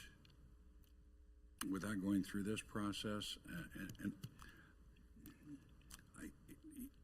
It seems like there ought to be a way for an individual property owner in a development to ask for an amendment to the sign criteria with respect to his individual property only. Otherwise, we're stuck with, if we don't approve this, then we're stuck with this this business having to comply with the sign criteria that was adopted when the project was originally built. That doesn't have anything to do with a complaint that the sign as built doesn't comply with the LDO, which is another problem. It's just that I just wonder if there isn't some way to do this without having to track down everybody that was in the development entity at the beginning. So that's my question. If you can ferret a question out of all of that. Sure. Sign criteria and design guidelines are usually approved at the time of the rezoning for the overall development. You just had an application before you with Town Center Plaza, and they indicated as far as those pad sites, some of them they don't own. However, per the development ordinance, at the time that that's rezoned, you've kind of created this development. And the sign criteria, everybody's agreeing to it with the intent that not everybody does just their own thing. Because if all of a sudden you start doing your own thing, a lot of times what would happen is one would make it bigger, brighter, more, I guess, visual or visible. And then the next one next door is like, oh my gosh, they're doing that. I need to compete. And suddenly you could be in this endless loop as far as things going, out of control, or as far as sign clutter. We hate being in this situation as far as the Development Association not being able to be found. I mean, our normal course of business is when they submitted the sign and we found out that it didn't work, we'd say, no, you need to meet the sign criteria of the development. And if you don't want to do that, then your alternative is to go to the Development Association. And if they're willing to bring forward a change to the application to change the sign criteria to allow you to do what you're proposing, then that's typically what happens. And this body has seen that happen numerous times as the developments, update their sign criteria, as Town Center Plaza was just here doing. Since we have a situation where all the property owners within a development are trying to play by the same rules, our only other way that we could think of this was, well, let's at least get everybody in agreement, or let's find out if everybody's in agreement. And if we get a bunch of them that come back and say, no, I don't like that at all, then we definitely know that probably wouldn't go forward. We didn't get really either. We didn't get anybody saying, oh yeah, I'm perfectly in favor of it, go ahead. It was just more, but they didn't say, nope, we hate it as well. We're just trying to enforce as far as the sign criteria for that overall development to make sure that everybody's kind of playing by those same rules. And the best way that we could do that is present it tonight. We didn't get all the property owners. We weren't able to do it either as far as get a response. Therefore, our default is this: we recommend denial because everybody else isn't really joining in on this, and their signs are a lot different. We're talking, halo illuminated, dark bronze. They're quite a bit different from what's being proposed. This has more color to it. It's slightly larger than what would be allowed, and that also was built to be internally illuminated. However, the applicant has not illuminated it at night at this point. Well, it's a shame that we and the applicant are stuck with the original sign criteria in as much as there's nobody around now to apply for an amendment. But that's the way it is. Well, Mark, could I ask for a point of clarification? Maybe I've misunderstood this, but my impression was you were in the process of trying to work through this with the applicant. And then at some point, somebody, I have no idea who, called in and said, whoops, the sign's already up. And then that is really what brought us to this. You're correct. So it's not like there was a dead end that had been reached. You're exactly right. Okay. Because essentially when there was no development association or nobody for them to go to as far as let's amend the sign criteria, the default was, well, come into compliance, and we would have relayed that to the applicant that there really wasn't that other alternative that you could do. And if they would have put up a sign that was in compliance with it, we all wouldn't be here. So it's kind of that fact that the sign was put up, and it was also the fact that there really isn't it's hard to have an alternative as far as to update the sign criteria for the development. Commissioner Belzer. So, Mark, in the absence of this association, wouldn't that mean that the original sign criteria still applies until somebody else comes forward with a new association or wants to take on the whole project and create a new sign criteria? Absolutely. So that's where I'm a little confused also, because if there are sign criteria, whether we think they're outdated or whatever the situation may be, those are the sign criteria. Yep. So that's the reason why we are trying to get all the, and you're correct. We're trying to get all the property owners to see if there was a willingness to change the sign criteria. Well, if they all comply with the original sign criteria, they may not have a dog in this fight, and they don't necessarily want to take it on. And that's kind of what right. we found. I have a follow-on to Commissioner Belzer's comment. So a new business goes in. I know this area because I pass it most every day. A new business goes in. What do they do for a sign? What is it today? They come in with the sign permit application to the planning department. We review it against the existing sign criteria. If it meets, then we approve the sign, and if it doesn't meet, we make them aware that it doesn't meet and it needs to be modified. If they came back and said, well, no, this is really what I want, then we'd say, then you need the the development association to really put their blessing as far as bringing an application, supporting an application to change it. And I believe all of those things happened. It's just that there was no alternative, and that's the reason for the recommendation of denial. We don't have a lot of support from other people, much as Commissioner Belzer indicated. Therefore, our default is just to go back to the original sign criteria.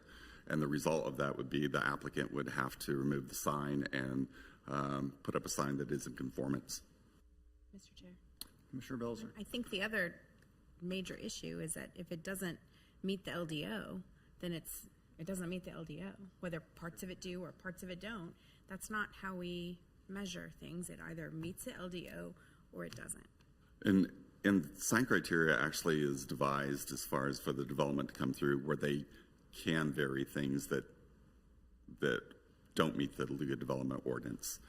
They can change it to where the letter heights can be larger, or you can use multiple colors or address logos. And so through that process, as far as the deviation process and the sign criteria, when a development gets together and they create these sign criteria, then they actually are deviating from some of those elements that the development ordinance would normally require. It allows each of the developments to actually kind of put their stamp of originality as far as on their development. There is, as far as in no case, no matter what their deviations that they're requesting, they can't go beyond 5% of the facade or 200 square feet. And so that's the reason why that's in the stipulations as well. And also, what about the lighting? There's no deviations for the way a sign is lit. Actually, you can have deviations to the lighting, to the size, to the number. There's a lot that you can vary outside of that 5% and the 200 square feet. Any other questions for staff? Okay, Well, can I just ask one final question? So let's just say hypothetically, we said, okay, let's go with this new, multicolored approach and so forth. Would that now mean that the other people would be out of conformance with, since they've all got the bronze letters? Or this would just add multicolors into the mix? It would add multicolors into the mix. So if they wanted to come back and they wanted to change their sign, then they'd be allowed to do that as well. And we would not see that request because that would change the guidelines. So then if someone came in with a multicolored sign on another building, that would now be in conformance. You would issue the sign permit. We would never see it. Correct. Okay. Any other questions for staff? Okay, with that, I will invite the applicant to come forward. Sir, please state your name and your business address. Absolutely. Josh Steinberger, 2041 West 141st Terrace in Leawood. All right, so I think you had the updated one with the right measurement on it, right? Yep, the ones that were crossed out. With the scribbles? Okay. Fantastic. All right, so if you guys are looking at that, you'll look at the very bottom and you'll see a signature from Chad Lander. That is the Business Park Association most recent person in charge.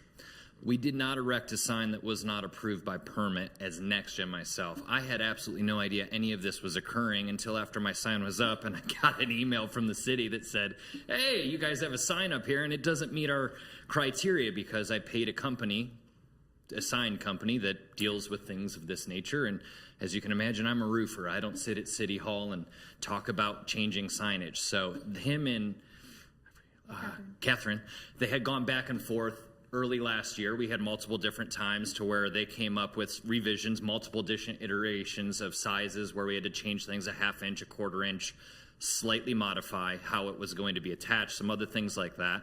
I was very, very little involved because that's what we pay them for, right? That's their lane.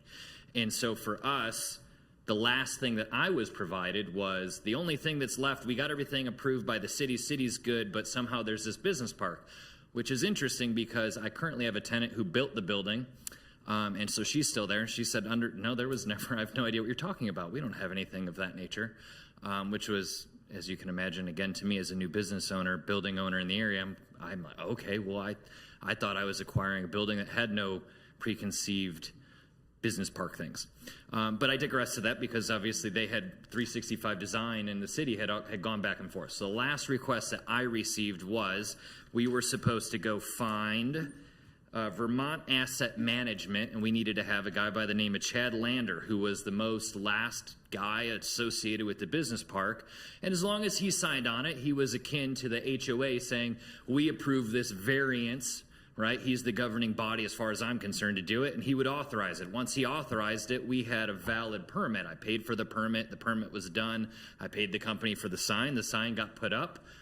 As far as I'm understanding, I have a permit and it's put up the right way until springtime this year when I got the notification from the city that said it wasn't, which immediately got me on the phone with Mark and everybody. And the four of us have been, 4 or 5 different times we've sat down to try to come up with multiple different proposed sign criteria that they and we have worked together to, I think is your point, Steve, to provide an updated, new, amended, agreed upon city business park ordinance. Most of the businesses in our little business park horseshoe is dirt. There's not really any other businesses there. My business faces the state of Missouri. A beer warehouse is in my backyard across my pond, and across the street from me I have storage units.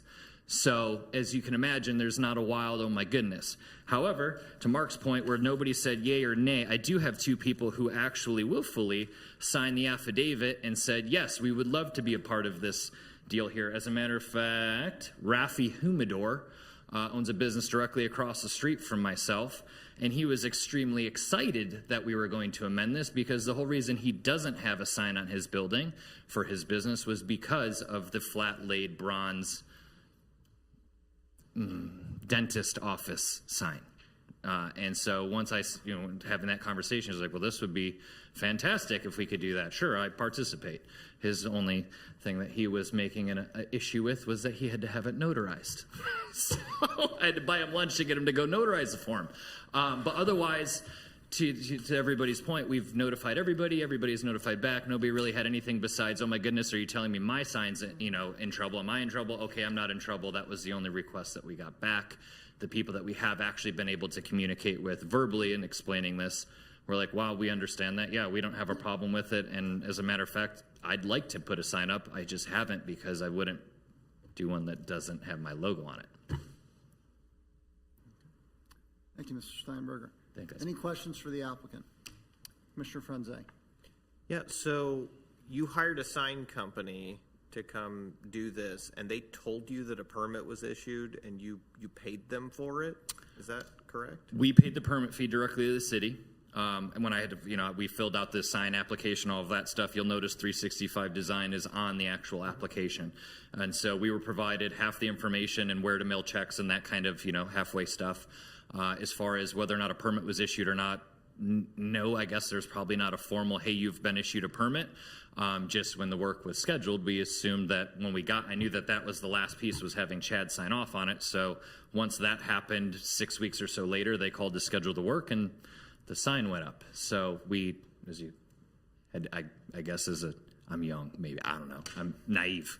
I assumed that the permit was issued at that point. Any other questions for the applicant? Well, it looks, the city denies that a permit was ever issued for the sign. No disagreement. So, it's unfortunate, but maybe you were misled by your sign company. 110%. That was why we're working so closely to. The other question that I have is that when you originally bought this building, you would have researched the title, or you would have gotten a commitment for title insurance, and there would have been a notice of a recorded declaration.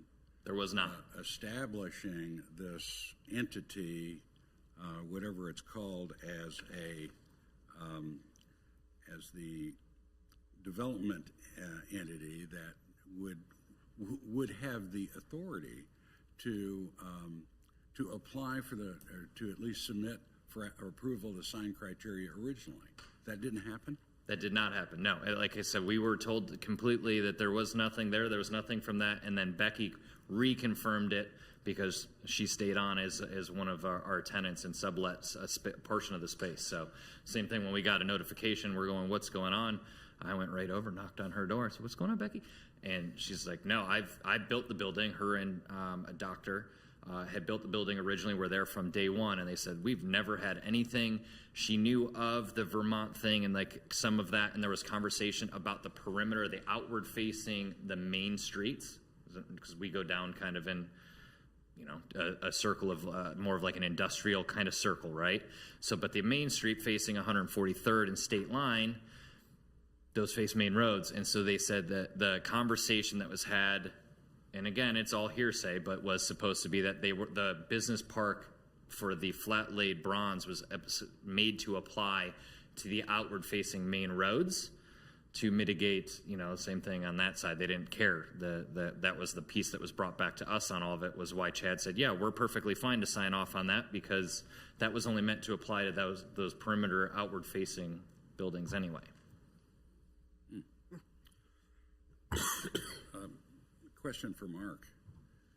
Who submitted the original sign criteria? Was it this Vermont outfit? I would have to go back. I do remember, as far as Richard Sailors, who is a developer who actually has developed a number of things in Leawood, and then Dr. Vince and Associates, and you may have seen his. He was somebody who he had a business where people go to try out different drugs, kind of an experimental thing. He had a big office that was located on Bank Ave, had all the fancy lights at Christmas and would dance to music and all that kind of stuff. Since then, I think he's actually kind of moved over to kind of over the shopping center around 92nd Street or something like that. I noticed that it used to be a Whole Foods, and I think it's now his. I have not seen I mean, Richard Sellers was getting older, and I'm not sure if, he retired or he's in poor health or passed away. Dr. Vince was actually fairly young. And so I have no idea as far as what happened. They didn't notify the city. What we are trying to do is to be very transparent through this whole thing. We did want to offer an appeal process because I don't know that it's not fair to say, oh, nope, sorry, you're out of luck, and you can never ever change the sign criteria unless somebody comes in. I also didn't feel like I could just independently, administratively say, yep, I'm okay with it, and we've just approved something that technically didn't meet the sign criteria that we have on file. So this was an effort as far as, A, first get all the homeowners on board, and then B, this was to bring it to the planning commission and governing body to their attention. There's nothing here going behind the scenes or anything like that. This is a transparent process, and that's the reason why it's before you. Well, there's Ed Alexander and Hollis and Miller Architects who are on record as submitting the original signage criteria application according to the packet that we received. So, I mean, it looks, I don't know if they would have any insight into what has happened since then, but I mean, there was this entity and they were working on behalf of someone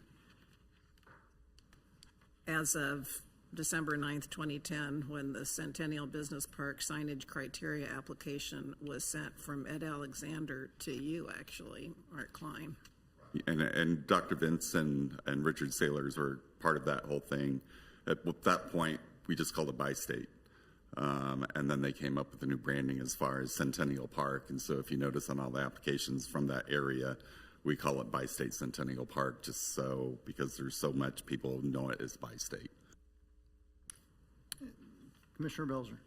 Mark, just again, as a point of clarification, was there a permit submitted or requested for this specific sign that was denied? There was a sign permit was issued. Staff took it in, evaluated it against as far as the sign criteria, and said, no, we cannot approve this. So who submitted that permit? Matthew Trapp of 365 Alchemy submitted the permit in April of 2023, and that's when we started reviewing it. It wasn't approved, though. We were going through that process, and when the applicant wanted to keep the sign up that didn't meet the criteria, we shifted gears to start looking over changing the criteria, and then everything kind of dropped off and we stopped hearing anything. And then in about November, we heard that the sign was up, and so code sent a notice at that point. So when you ask for a permit for a sign, and then isn't there, like, I mean, I've done construction in my house, whatever, you have to have a permit, like, it has to be visible. You have to put it on, physically on your building. We don't issue a sign permit unless it's approved. So you're right.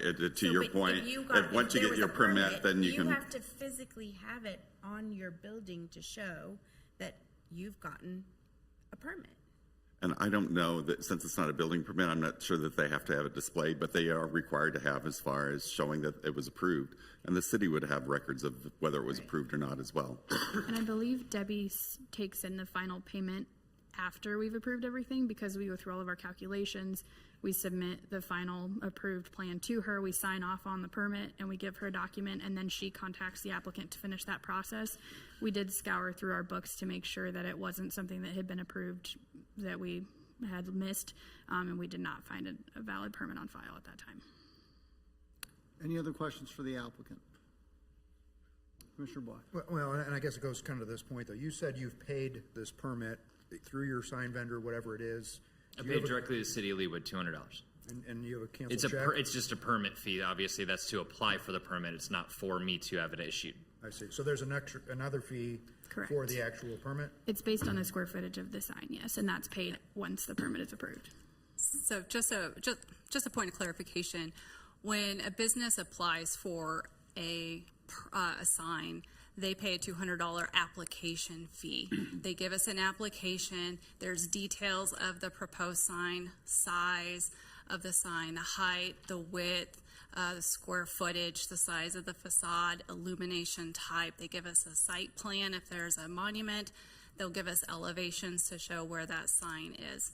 Once staff issues an approval, the final payment is based on the size of the sign and the square footage of the sign. And then to finalize a sign permit application, once it's approved, they will then make a final payment, and they do receive a notice that this sign has been approved. And we have documentation, signatures by staff. We have calculations of signs on file with the sign permit application to show that staff has done their due diligence, along with copies of the sign criteria and a copy of the approved sign. Okay. Sorry, can I? Commissioner Belzer, if you're asking the question of the applicant, hopefully. Yes, I am. So, Mr. Steinberger, you paid the city $200 for the application fee, correct? Correct.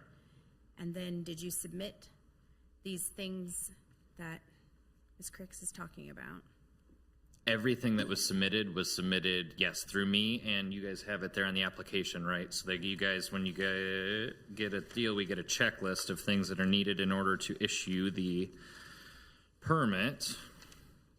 Basic checklist, right? So signature from the Building Park Association, measurement, sizes, architect drawings, So all that came back to you, not to 365? We submitted our portion stuff that we had, obviously design CAD stuff. I didn't draw any of that. That was directly at 365. All I got from 365 was the document you have already prepared where it required my signature and Chad Lander's signature. Chad signed it. I got an email copy that said I also needed to sign it. I countersigned it, sent it back in with that, along with a check directly to the city for the $200 application fee. So regardless, here nor there on all of that stuff, obviously, we want to make sure that we get to a point. The staff and I have worked diligently in coming up with what I hope is an agreeable moving forward plan. If we can get an approval here to move it forward, to amend the actual deal.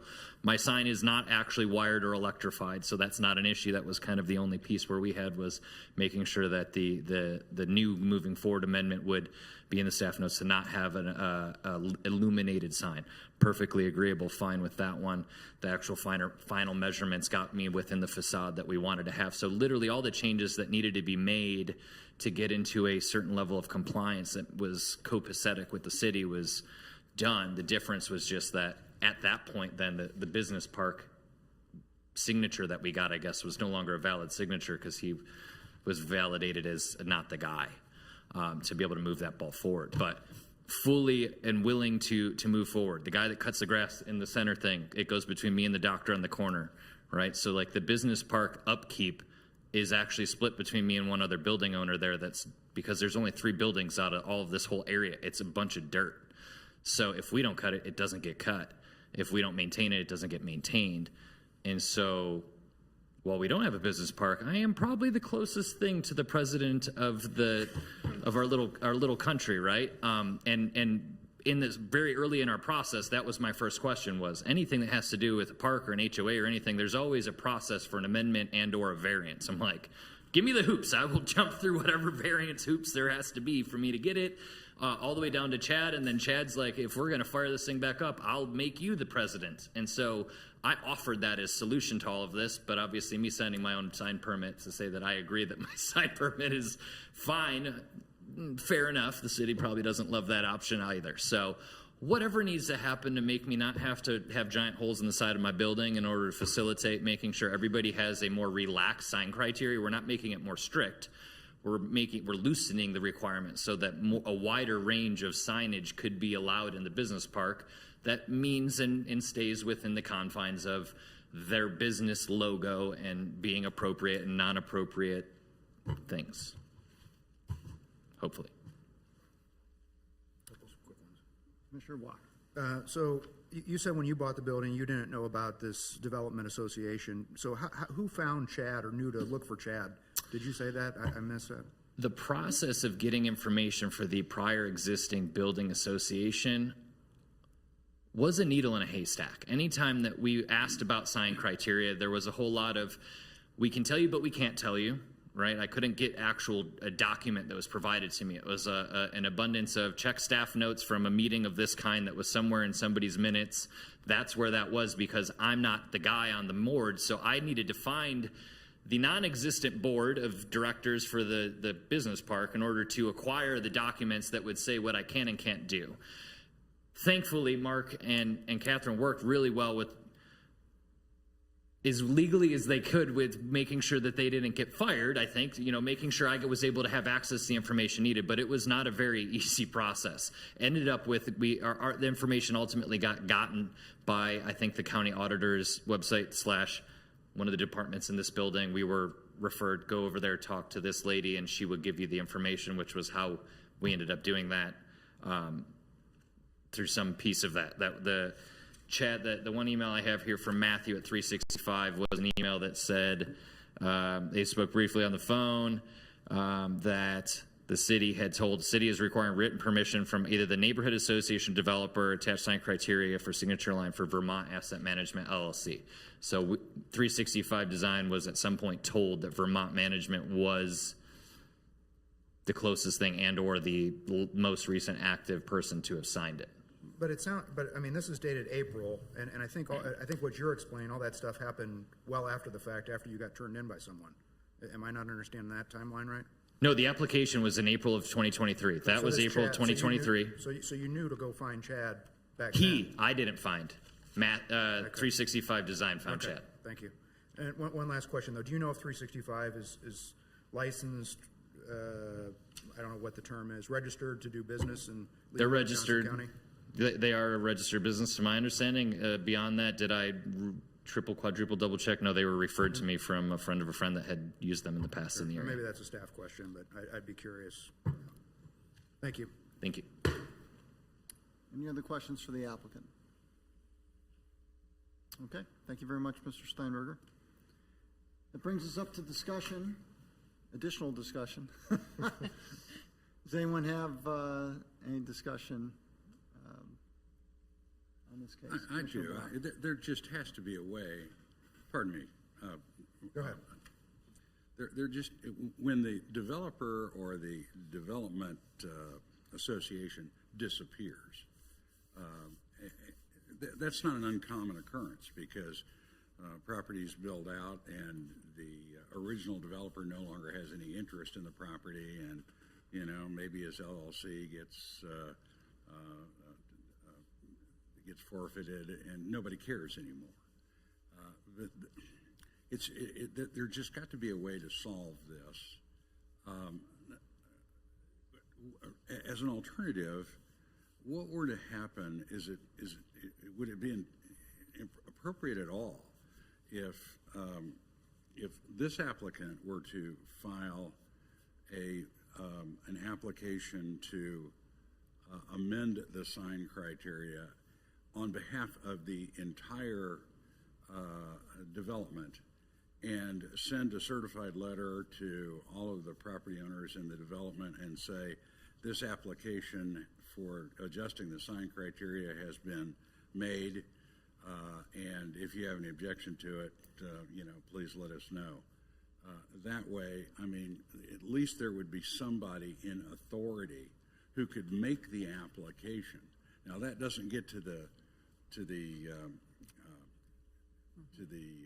discussion of whether or not that application would be approved, because, as I mentioned, this sign doesn't comply with the LDO, which is another issue. But just to find somebody to give them the authority to make this application seems like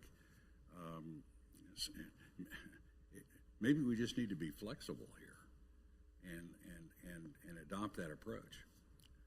What do you think of that? Mr. Block. So I guess maybe if I could just ask a question of staff first, is just, have you worked with this 365? Are they registered, licensed, whatever the term is, in the city of Leawood, Johnson County as a contractor? I maybe have worked with them one other time. I don't recall. Because I think for sure I'd have to check. have some responsibility in all of this as well. But, okay, We aside don't- from that. We don't typically check that information You as don't? far as that goes, no.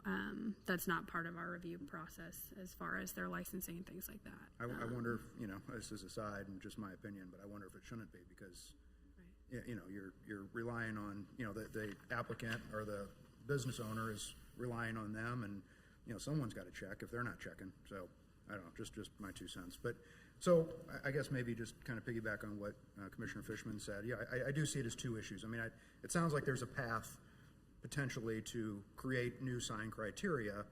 But the other bigger issue, I think, or other issue, I guess, is that you've got a sign that got put up without, someone asked, they were told they couldn't do it, and it went up anyway. So my concern there, too, though, is that whoever reported them, and I don't know if you have any insight, I don't know that we need to share that in a public forum or not, but, someone must not be happy about it because they reported them, and because no one would have ever known. Your guys didn't, the staff didn't go find it on their own. It doesn't sound like, if I understand how this all went down. So even though all these people have been reached out to, if they want to be anonymous or whatever the case is, but someone reported that it was up, and so they must have known what was going on here. What, again, don't like it, didn't comply. Maybe they're an existing building and they've had to comply with the bronze and they prefer that look. Other buildings in the complex prefer that look. I think when the applicant talks about, it's only this island and his dirt around him, I know there's a monument sign out on 150 Highway. So this complex is bigger than, just this building and this dirt and this pond. So, again, I don't, we've dealt with these before. I don't like asking for forgiveness. I don't like that approach. Agreed. One second. No, sir, I'm sorry, we're already on to our discussion. Apologize. Any other discussion on this? I had a question. Given that there is room for growth within this development, I imagine those are for sale? I'm sure there's lots for sale. We have who's gonna a get the building check? that's being constructed right now. So who's going to get the check? I mean, somebody owns it and is there. And we could check as far as the property owners within the different, we do know there's multiple property owners that are located there. And much as Commissioner Fishman indicated, I mean, that's really the process that we are trying to do. We were trying to find as far as to get all the property owners together to say, yeah, we're supportive or not supportive, one way or the other. I don't feel I have the ability just to say, nope, that's it, because typically you need an appeal process to go through. Otherwise, they're just stuck. And then, so the next point to go through is as far as, okay, let's bring it forward to the Planning Commission and the governing body, be upfront as possible to let know as far as what happened. And if the Planning Commission makes a recommendation and the governing body approves, they amend the sign criteria, which we've had in the past with regard to an applicant wanting to change the sign criteria, the Development Association not wanting to make the application, allowing that person to come through, and the governing body approves or denies that situation. So that's essentially what we're trying to do here. This seemed like a way to move forward. We tried the other ways to see if we could find somebody to sign off on it or to say they're against it, and we didn't really find anything. But we had to move it off dead center because, I mean, we were trying to work with them, and finally staff just said, well, we know that we sent all the letters if we send them out, and so we sent them out. And we just still didn't get really a response. Commissioner Carlberg. A couple of questions. Who got the letter that said no, it's not approved? Do you mean the, my responses who received on? it from us? Are you talking about in response to their original sign application? Yes. That would have been the applicant, who I believe was Matthew Trapp with 365 as the applicant on the application. So they're the ones that we reach out to. So the sign company got the rejection? Yes, basically what happens is when they send it in, there's an applicant listed on the application. They're the one that we contact directly. So any issues that we have, concerns, things to change, that's who that gets sent to. Okay. Since they're the ones that do all the updating on the plans So and for everything. clarity, just make sure I've got it right, because I'm almost needing a diagram. Yeah. The sign company applied, the sign company was told this doesn't meet, and the sign was put up. Correct. Okay. At that point, when there is a violation and the courtesy notice is sent, the courtesy notice is sent to the property owner. Okay. And the other question I had was, the gentleman who has spoken to us said, and there's an affidavit which I haven't seen, I don't see here, that said somebody was pretty excited because then they could put their logo up, et cetera, et cetera. Is this a gateway to opening up a lot of different stuff? And I just bring that up. So those are the comments I have. Mr. Chair. Commissioner Belzer. So I'm just still a little bit confused because I thought I heard the applicant, Mr. Steinberger, say that he's the one who paid for and submitted the initial application.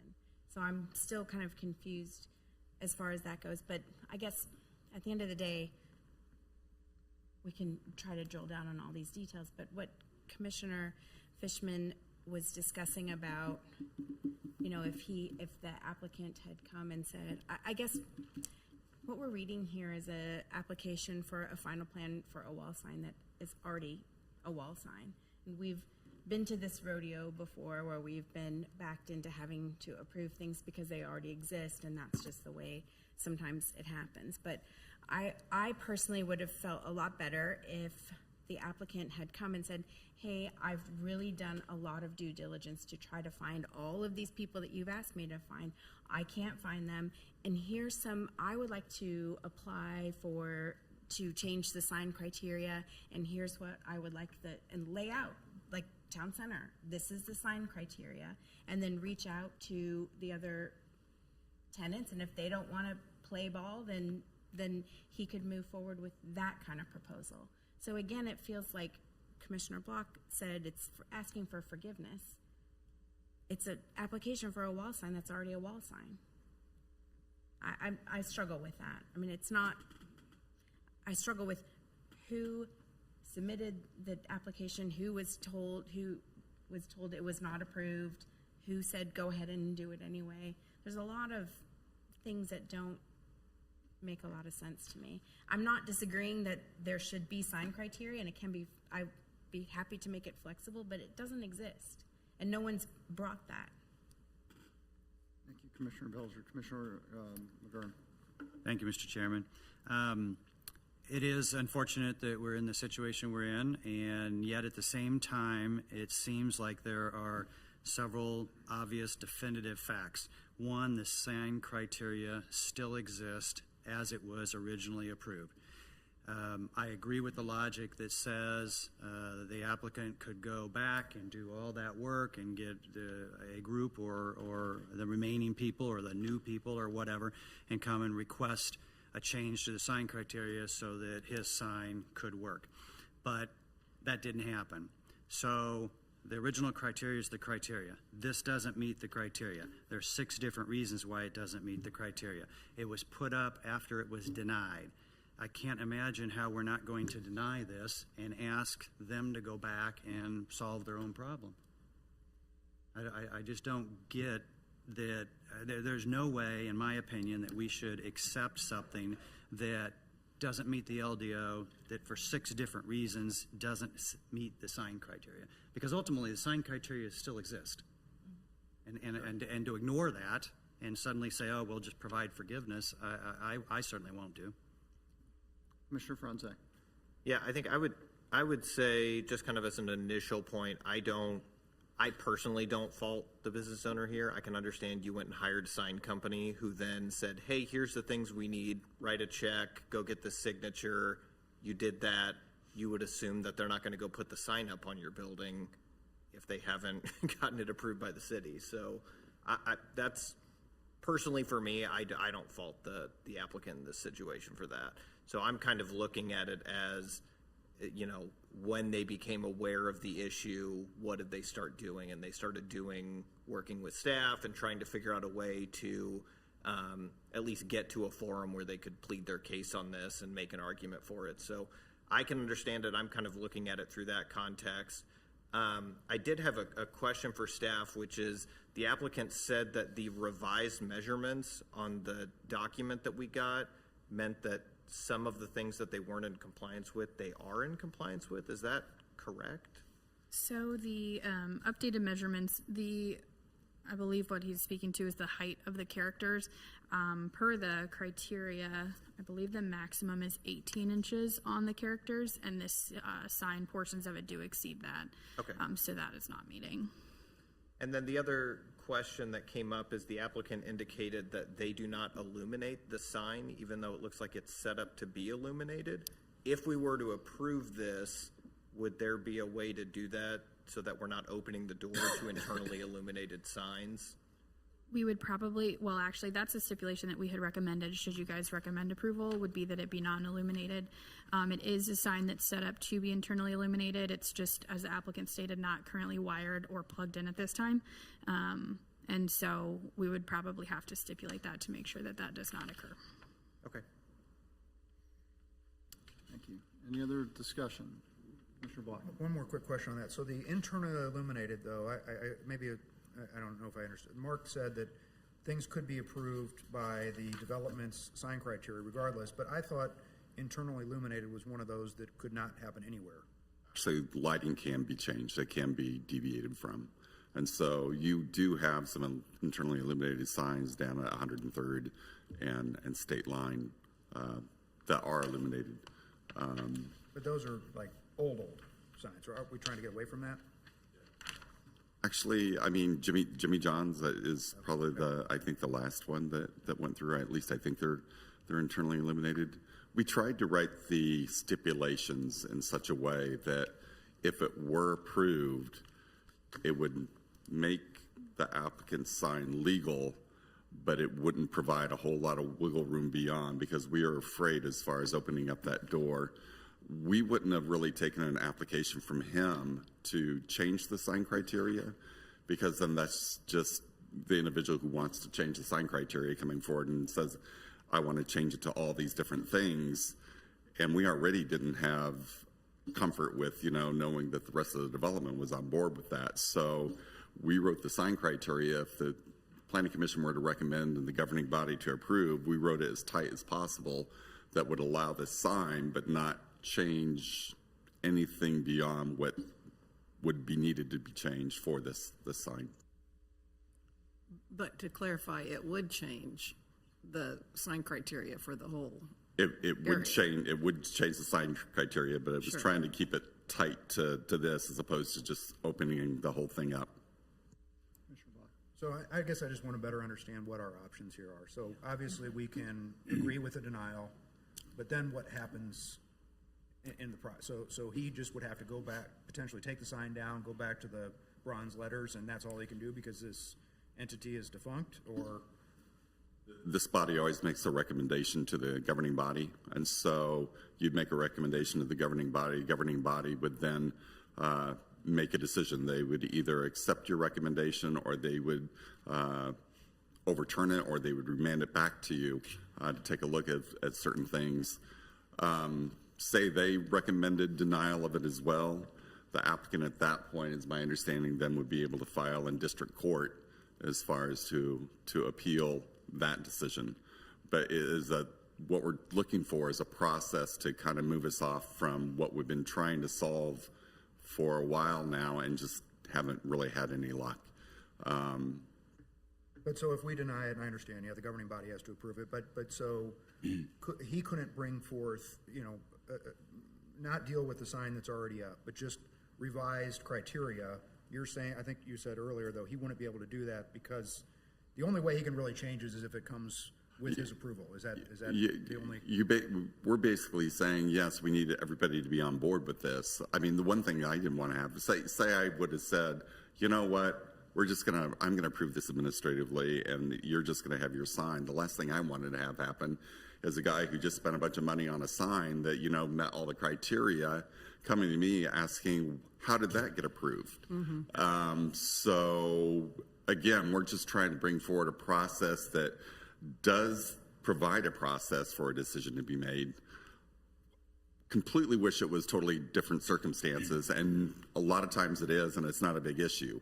You don't get a whole lot of these at this point because we've usually worked things out and gotten it through. Unfortunately, we've hit a dead end a couple of different times, and this was a way to provide somewhat of an appeal process. So would it be possible, and I hope it would, that we could, and this is kind of what Commissioner Block was asking too, have some sort of middle ground here, which I think means denying the application, but with some additional recommendations that would go along with the whole parcel to the governing body, and those recommendations would lay out a process, essentially what Commissioner Fishman said, that in this very special circumstance, rather than approve by default sign criteria by approving this very specific sign, that the applicant would get some sort of a temporary, stay on keeping his sign until X number of days, during which he would send these certified letters to, return receipt requested, whatever, to make sure that everybody in the area understood that essentially a whole new set of sign criteria would be going into effect, and what the consequences would be if they did not respond to this letter. In other words, I'm just looking for a way that we could combine things, because I think none of us like where we are right now. I totally agree with Commissioner Franze. It does not appear to be the intent of the applicant to have done this right from the very beginning, but he was relying on what he considered to be expert assistance to move the process through. Nevertheless, we are here. We don't want to set a precedent of, sure, if you've done it, just tell us what you did and we'll approve it. Maybe this is some kind of a halfway movement forward. Could we do that is the question. It'd be different. It would be denying with stipulations in a sense, or recommendations, however we want to put that. But it wouldn't be just a flat denial, and it certainly wouldn't be a flat approval either. Could we just continue the case? Could we just continue this and give them a few months and hear it in 3 months and say, hey, who have you talked to come back and show us that you've done the maybe that's an option. And certainly you always have the ability to continue it, to allow that to happen. Basically, I think the only thing that is different from what you have indicated as far as the process is that it wasn't certified letters, but letters were sent out, and they were sent out by staff. Mm-hmm. So we know we sent out the letters. We know that we got the property owners.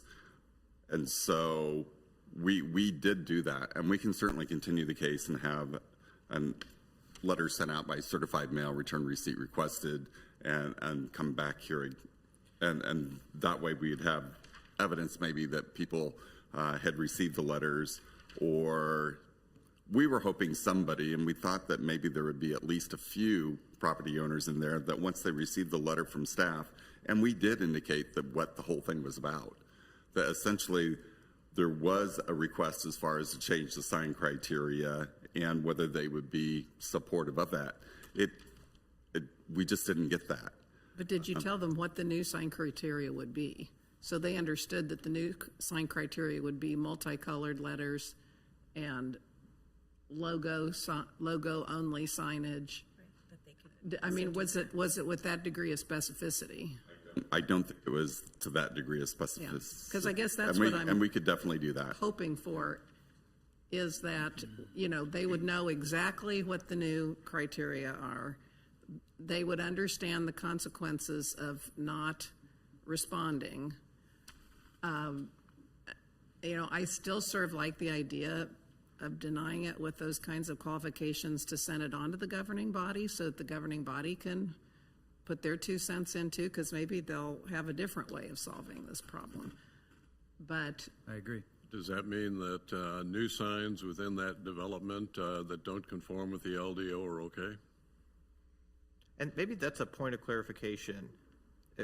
Mark, from what you said earlier, the LDO allows sign criteria to vary everything, except you can't go over 5% or 200 square feet. So this doesn't violate the LDO. Correct. Right? I mean, that's what sign criteria are for, is to allow individuality. So by just the base, signs are limited to 18-inch letter height. You're supposed to have all the same color going on. There isn't really a whole lot of variability as far as what you have, unless you happen to be the only tenant, and then you have a little bit more flexibility that's in there. So most developments, and actually the development ordinance basically says they need to have sign criteria at the time that the development is zoned to come up with these sign criteria for the overall development.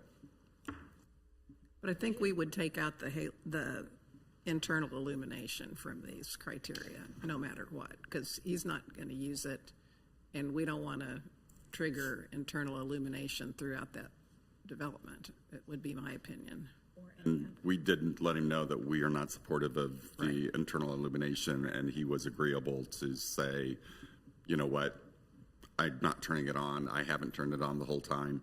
We have gone down there as far as to do kind of an inventory of the other signage in there, and we did both as far as Michelle actually went as far as at nighttime one time to look at all the other signs, and then we actually found one, from what I understand, that it looked like a sign had been modified, so we're in the process of dealing with that as well. They did not get their permit. And it was not turned on. It was turned off. So, yeah. It seems like if you're finding more, then we need to get some criteria for this development. And we found one, and it met most of it. It's just maybe the size didn't meet the development ordinance. Well, I mean, Mr. Chairman. Mr. Fishman. The troublesome thing, this is just a terrible situation that we're all in, but the real bottom line to me is that most troublesome thing is that if we were to approve this application, we are amending the sign criteria for every property owner in the entire development. And to make matters worse, they may not have gotten any notice whatsoever as to how the sign criteria would be amended. And I just don't think that's a result that we ought to permit. If I may, if you would like to continue the application, then we'll ensure as far as certified mail, return receipt requested. We'll send a copy of the sign that is being proposed and try and list as far as some of the changes to the development ordinance, or I'm sorry, the sign criteria, as well as maybe the original sign criteria, so they can do a comparison as far as what's currently in it and what is being proposed, along with a picture of the sign that currently exists.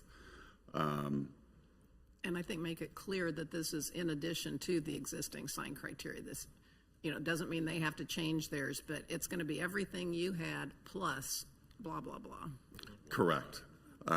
If we still don't get everybody kind of responding, we're going to be right back here, but you will have as far as evidence that they either picked up the letter, didn't pick up the letter, or contacted us and say, yeah, I'm fine with it because it makes it easier, or no, I'm not fine with it because I spent this money on my sign and I like the way it looks, and that's what I think needs to be maintained. Mr. Chairman, I think that's a constructive suggestion, Mark, provided that the applicant agrees with it, because he filed the application for this sign approval, and if he wants a decision tonight, he can get one. If he wants to continue, to pursue the process that you just explained, I think that would be up to him. I think we ought to hear whether or not that would be acceptable to the applicant.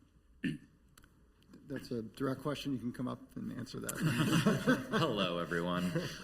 So, fantastic idea, Mike, everybody. We did that. 2 months ago, 3 months ago. So that was her first recommendation in all of this, was we had to contact everybody. So my office sent out certified mail to every one of the people that lives in that has an office space there. That was the affidavits that I was telling you. We received 2 signed notarized affidavits back. One of them was a guy that walked across the street to me. The other one, somebody that's out of state. We did have multiple people that did not respond whatsoever. We had several of them that were returned at the addresses that are posted at the city's office as their address as not being their address. In the process of doing this, but we did send certified mail to verify that everybody did have it with the suggested criteria that we are proposing, that we are currently talking about, non-illuminated, the whole shebang, our final notes. So we have already come up with, I guess, what would become the newly adopted sign criteria for the business park that our sign meets as the minimum criteria that we're talking about. We've written it out, it is there, and so that was already sent certified mail to all of the business owners. If you guys want to do it again, I'm happy to do it, 100%. I didn't mean to put up a sign that doesn't meet it. Any other questions? Do we have a copy of that letter? Thanks. Ms. Crooks? I'd just like to clarify, when he's talking about an affidavit, he's talking about an ownership affidavit that we typically have in all of our packets. So when there is maybe an engineer or an architect that is putting through an application on behalf of a property owner, the property owner signs and notarizes a form that we have that authorizes a second or third party to put an application on their behalf, and understanding that there is an application, a land use action being taken on the property that they own. So what Mr. Steinberger is trying to do is trying to get an ownership affidavit from all the property owners within the Bi-State Centennial Park to agree to be part of this revised sign criteria.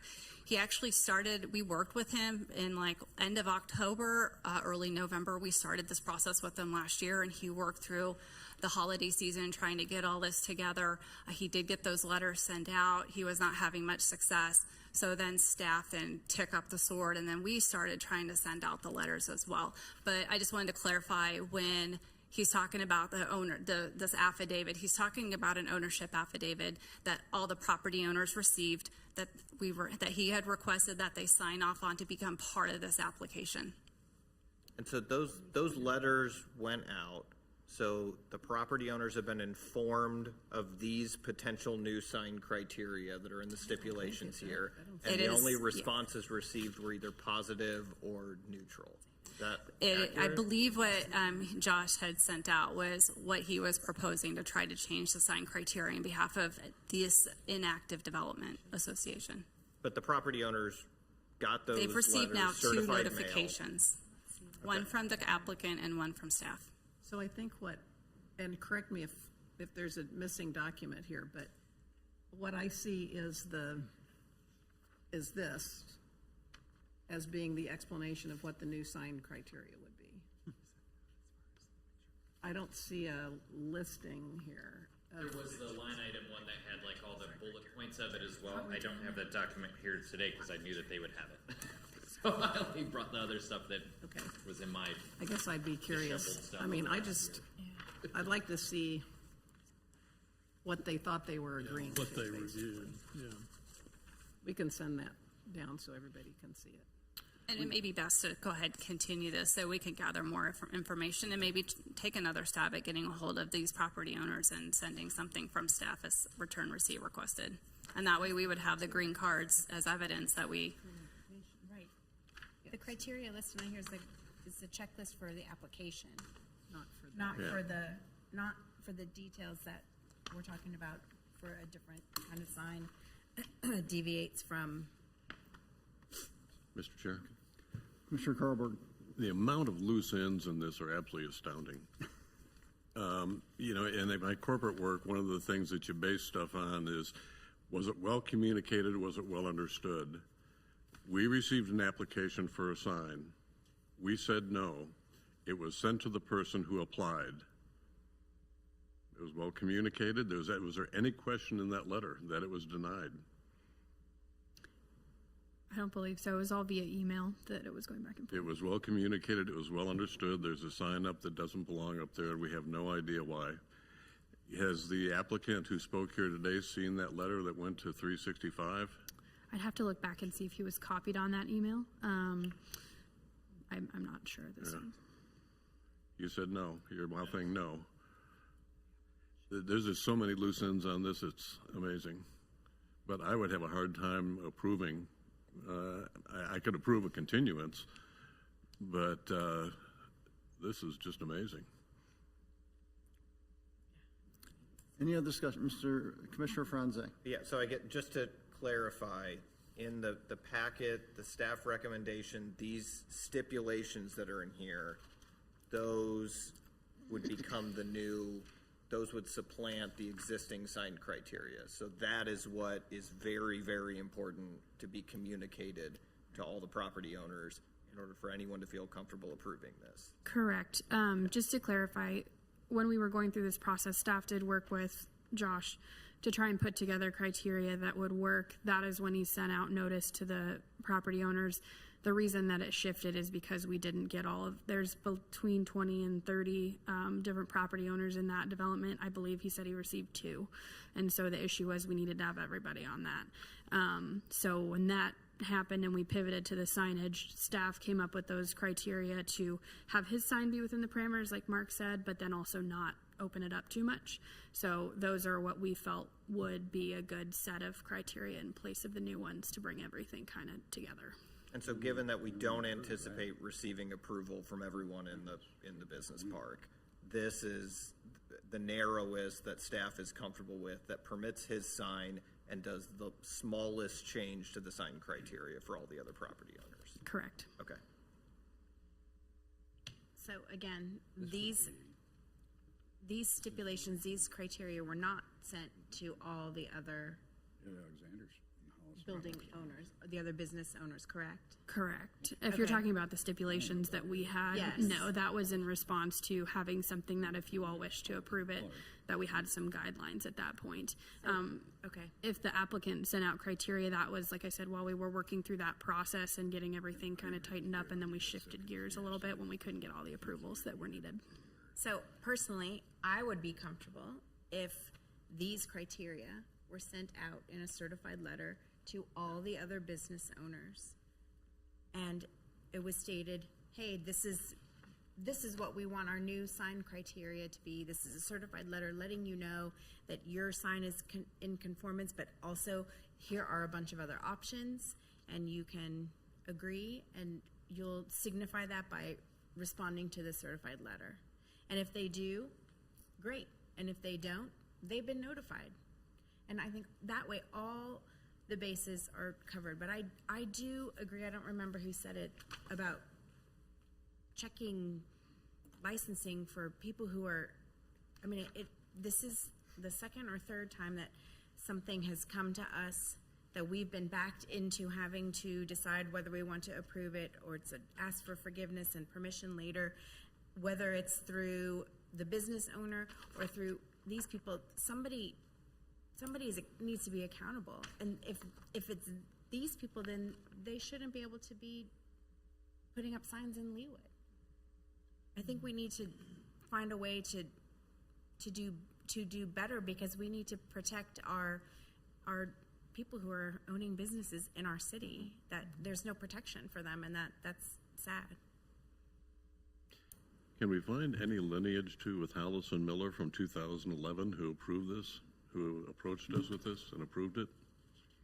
I think they're saying that they did, I think that everybody in this room has done pretty much everything they can to find all these people on all these pieces of paper. And I think for me, I don't know about the rest of you guys, but I'm very comfortable if a certified letter is sent out with these pieces of information. Here's your new signage. You can do this if you want. You can leave your flat bronze. That's cool too. Or you can do all of these things and have a really fun sign. But it's all approved. That's, I don't know. That's what I think. After going through that process. Yes, sending that in. And if you don't get the responses, then you have literally done everything that you could possibly do to reach out to these people. And then, I mean. Agreed.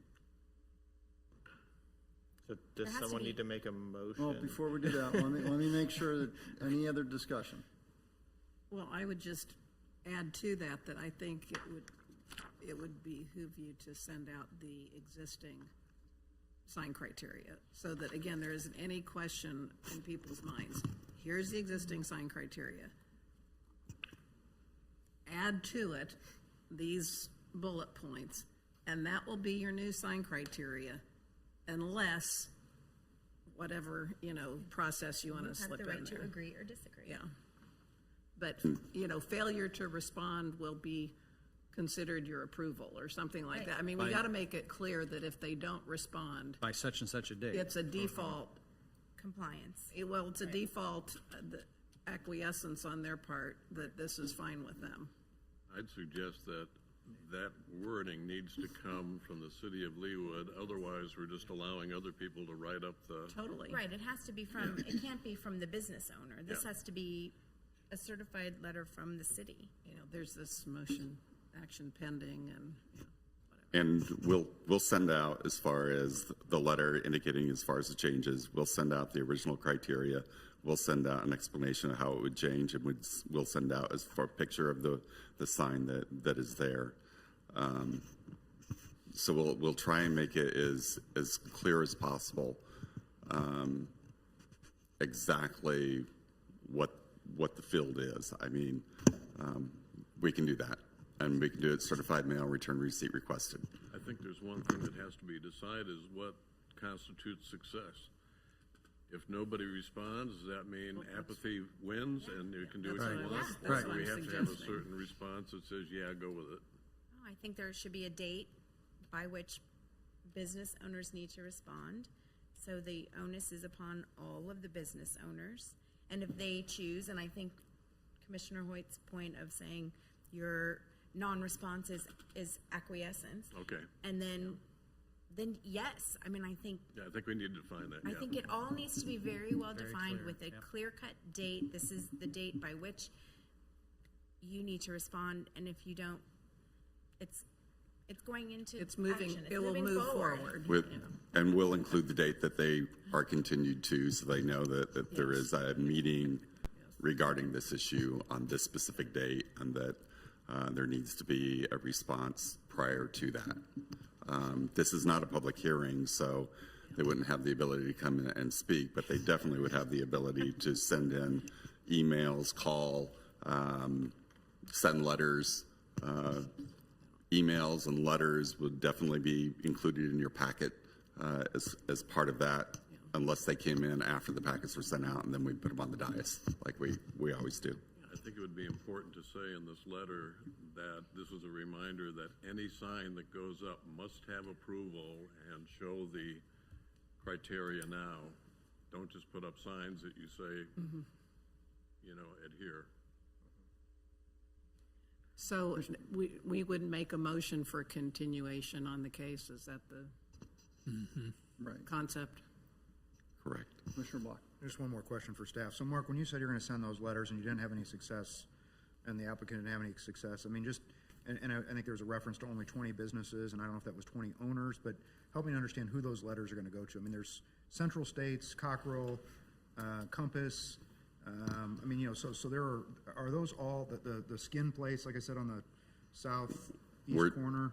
I mean, is it going to all those businesses? We're sending them directly to the property owners. Whoever is listed as the property owner will receive a letter. And I think that that's really the only thing we can do as far as because I don't want to guess about as far as whether Sailors is involved. I don't even know his address. Could we send them to the property? Tenants. Right. These would be the property owners. They would be the ones who would be affected by what the decision is. Could we send it to the business address that's in this business park as well? So the We occupant can send it both to as far as, We've done everything. I think that Yeah. would be I think good. that's good. So those people don't come in front of us and, wave their hands that they were never notified, the tenants who are actually occupying those spaces. Right. Yeah. And I think that everybody would love to have been able to resolve this tonight in a fraction of the time, but it's clearly, a stickier issue than one would expect, and, I think this is something we need to take care of the right way. Any other discussion? Those documents that were given to us by the applicant, do those become part of the public record? Do they need to be? Yes. Since they were shown to the planning commission, they definitely have to be part of the record. Any other discussion? Okay. Just one thing I want to say.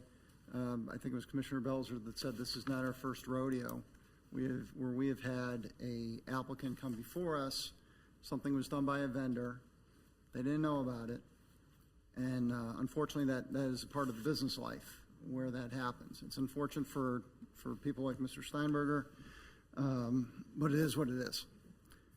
One of the things that I would like to know, and Catherine, when you're looking at the record, when you send out a denial to the sign company, being they're applying, is a copy sent to the business owner as well? No, well, let me back up. So usually the property owner is on the application as well, but our point of contact is the sign company directly because they're the ones that are doing the changes. So it's an iterative process when we're going through these sign reviews. So we don't typically send a flat denial of it. We'll respond to the applicant and say, we've received your application. Here are the criteria that aren't being met. Please send a revised copy to us. Then we start working with them to kind of tweak things and make it fit. And then that's the main point of contact that we have. Occasionally they'll copy the property owner or the business owner on it as well. But more often than not, our primary contact is the sign person only. Okay, so it's only the person, so typically, the yes. owner does not get any notification or anything like It's that? a situational basis, Okay. but typically it's the sign person. Okay, thank you. Okay. All right, with that, if there's no more discussion, I'll entertain a motion. I would move that we continue case 0824. Mark, do you think 1 month is enough, or do we need 2? Probably August. I would recommend 2. We have a pretty heavy case load next month. Okay, so I'd recommend that I move that we continue case 0824 to the regularly scheduled August Planning Commission meeting. Thank you, Mr. Second. Second, Commissioner Fishman. Any discussion on the motion? Does the motion need to include any language as to what's supposed to happen before they come before us again? Or are we just going to have all this in the record and so everybody knows that that's what needs to happen? I think we have the record. I think it would be pretty hard to put together a stipulation that would encompass everything. I guess from the applicants and all of our standpoint, we need to know or understand that if all this doesn't happen and it comes back before us, we're probably likely to deny it. Correct. Right? Yes. So, there is some compulsion here to follow certain steps in the next 60 days if this is really going to move beyond this phase or not. We definitely have to provide a path. And I think that is a good idea as far as we'll go through, we'll try and make it as clear as we possibly can. We'll go back to the minutes of tonight's meeting to try and put everything in. I'm just a little worried that maybe we might miss one thing that one person may have said. And so, but we are going to try and put as much on the record as possible so that when it comes back, you'll have an answer as far as either, yes, we did hear from these people and this is what we found out, or here's their letters in response, or we had these and they were returned and nobody signed or no response. Any other discussion? Commissioner Belzer. Is this something, I don't even know if this is possible, that maybe because we put a lot of suggestions out there for what we'd like to see in the letter, is this something that we should have our eyes on before it's sent out so that we can ensure that it captured everything that we discussed tonight, or is that not appropriate? And you can give us, send it by email, give us a day. If you don't hear from us, then it's compliance. That works? Yeah. I don't know if that's appropriate or possible. Maybe Marcy, I haven't seen that. Let me look into it. I don't know if that's a Marcy question, and believe me, we've heard what everybody has said. I mean, at bare minimum, it's going to be kind of what we talked about as far as We have this application before us. It would change the sign criteria. It would change it in this way. Attached is the original sign criteria currently in existence. There will be a hearing, or not a hearing, but a planning commission meeting on this at this particular case, and that we would need to receive correspondence, and that this could potentially change your sign criteria to allow these additional things. And what we'll use as far as what we put in the stipulation is what I heard. Is that right? Yes. And also their understanding that if we don't hear from them, that will be assumed to be approval on their part with the new criteria. Okay. Right. I don't want to have a lot of back and forth here. I think you guys know what's going on and can run with the ball at that point. Mr. Chairman, one suggestion. I think to send, for Mark to send each of us a copy of what he purports, what he proposes to send to the property owners would have some open meeting law ramifications and probably would not be appropriate. And that would be my concern as well, is that we've never really done that before. And so it would be like inviting the planning commission into a process that isn't public. And it would have all of you involved, which means that there would be possibly an open meetings violation that was there. I think we've heard what you've said. We'll have minutes. We'll go through. We'll absolutely do the very best we can on that. And you will have an answer one way or the other. And then if we're back here, then you can then weigh the evidence and decide what you would like to do. Yeah, you don't want 9 of us weighing in on anything. Yeah. So we'd be here till 2030 to put the sign. Okay, Mr. Chairman, I call the question. Okay.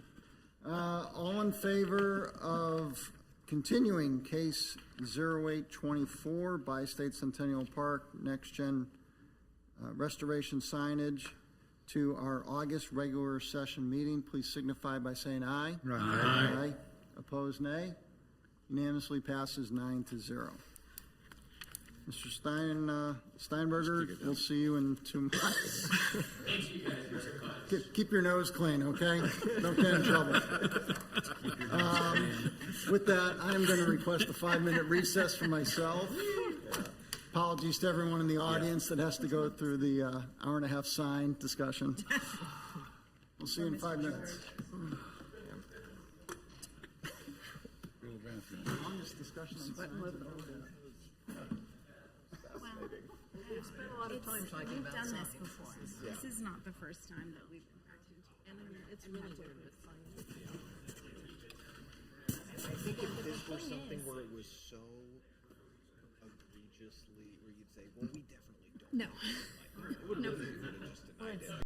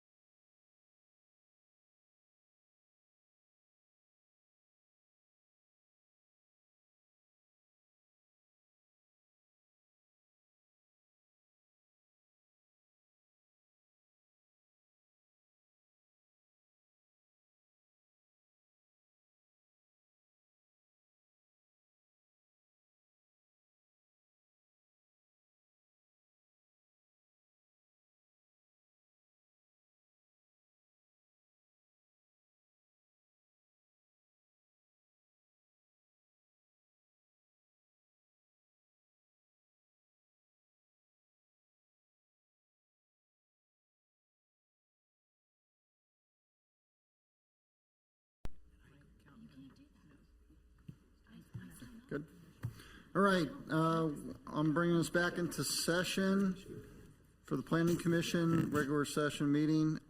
The Commission calls case 4024 Parkway Plaza, the residences at Parkway Plaza. Request for approval of a revised final plan located south of 134th Street and east of Briar Street. And Ms. Waterbaugh, I understand you are also on this one. Are you earning overtime tonight for this? Big night. Nope. You'll sleep well. That's all right. Please go ahead with your presentation. Mr. Chairman and members of the Planning Commission, this is case 40-24, Parkway Plaza, the residences at Parkway Plaza, request for approval of a revised final plan.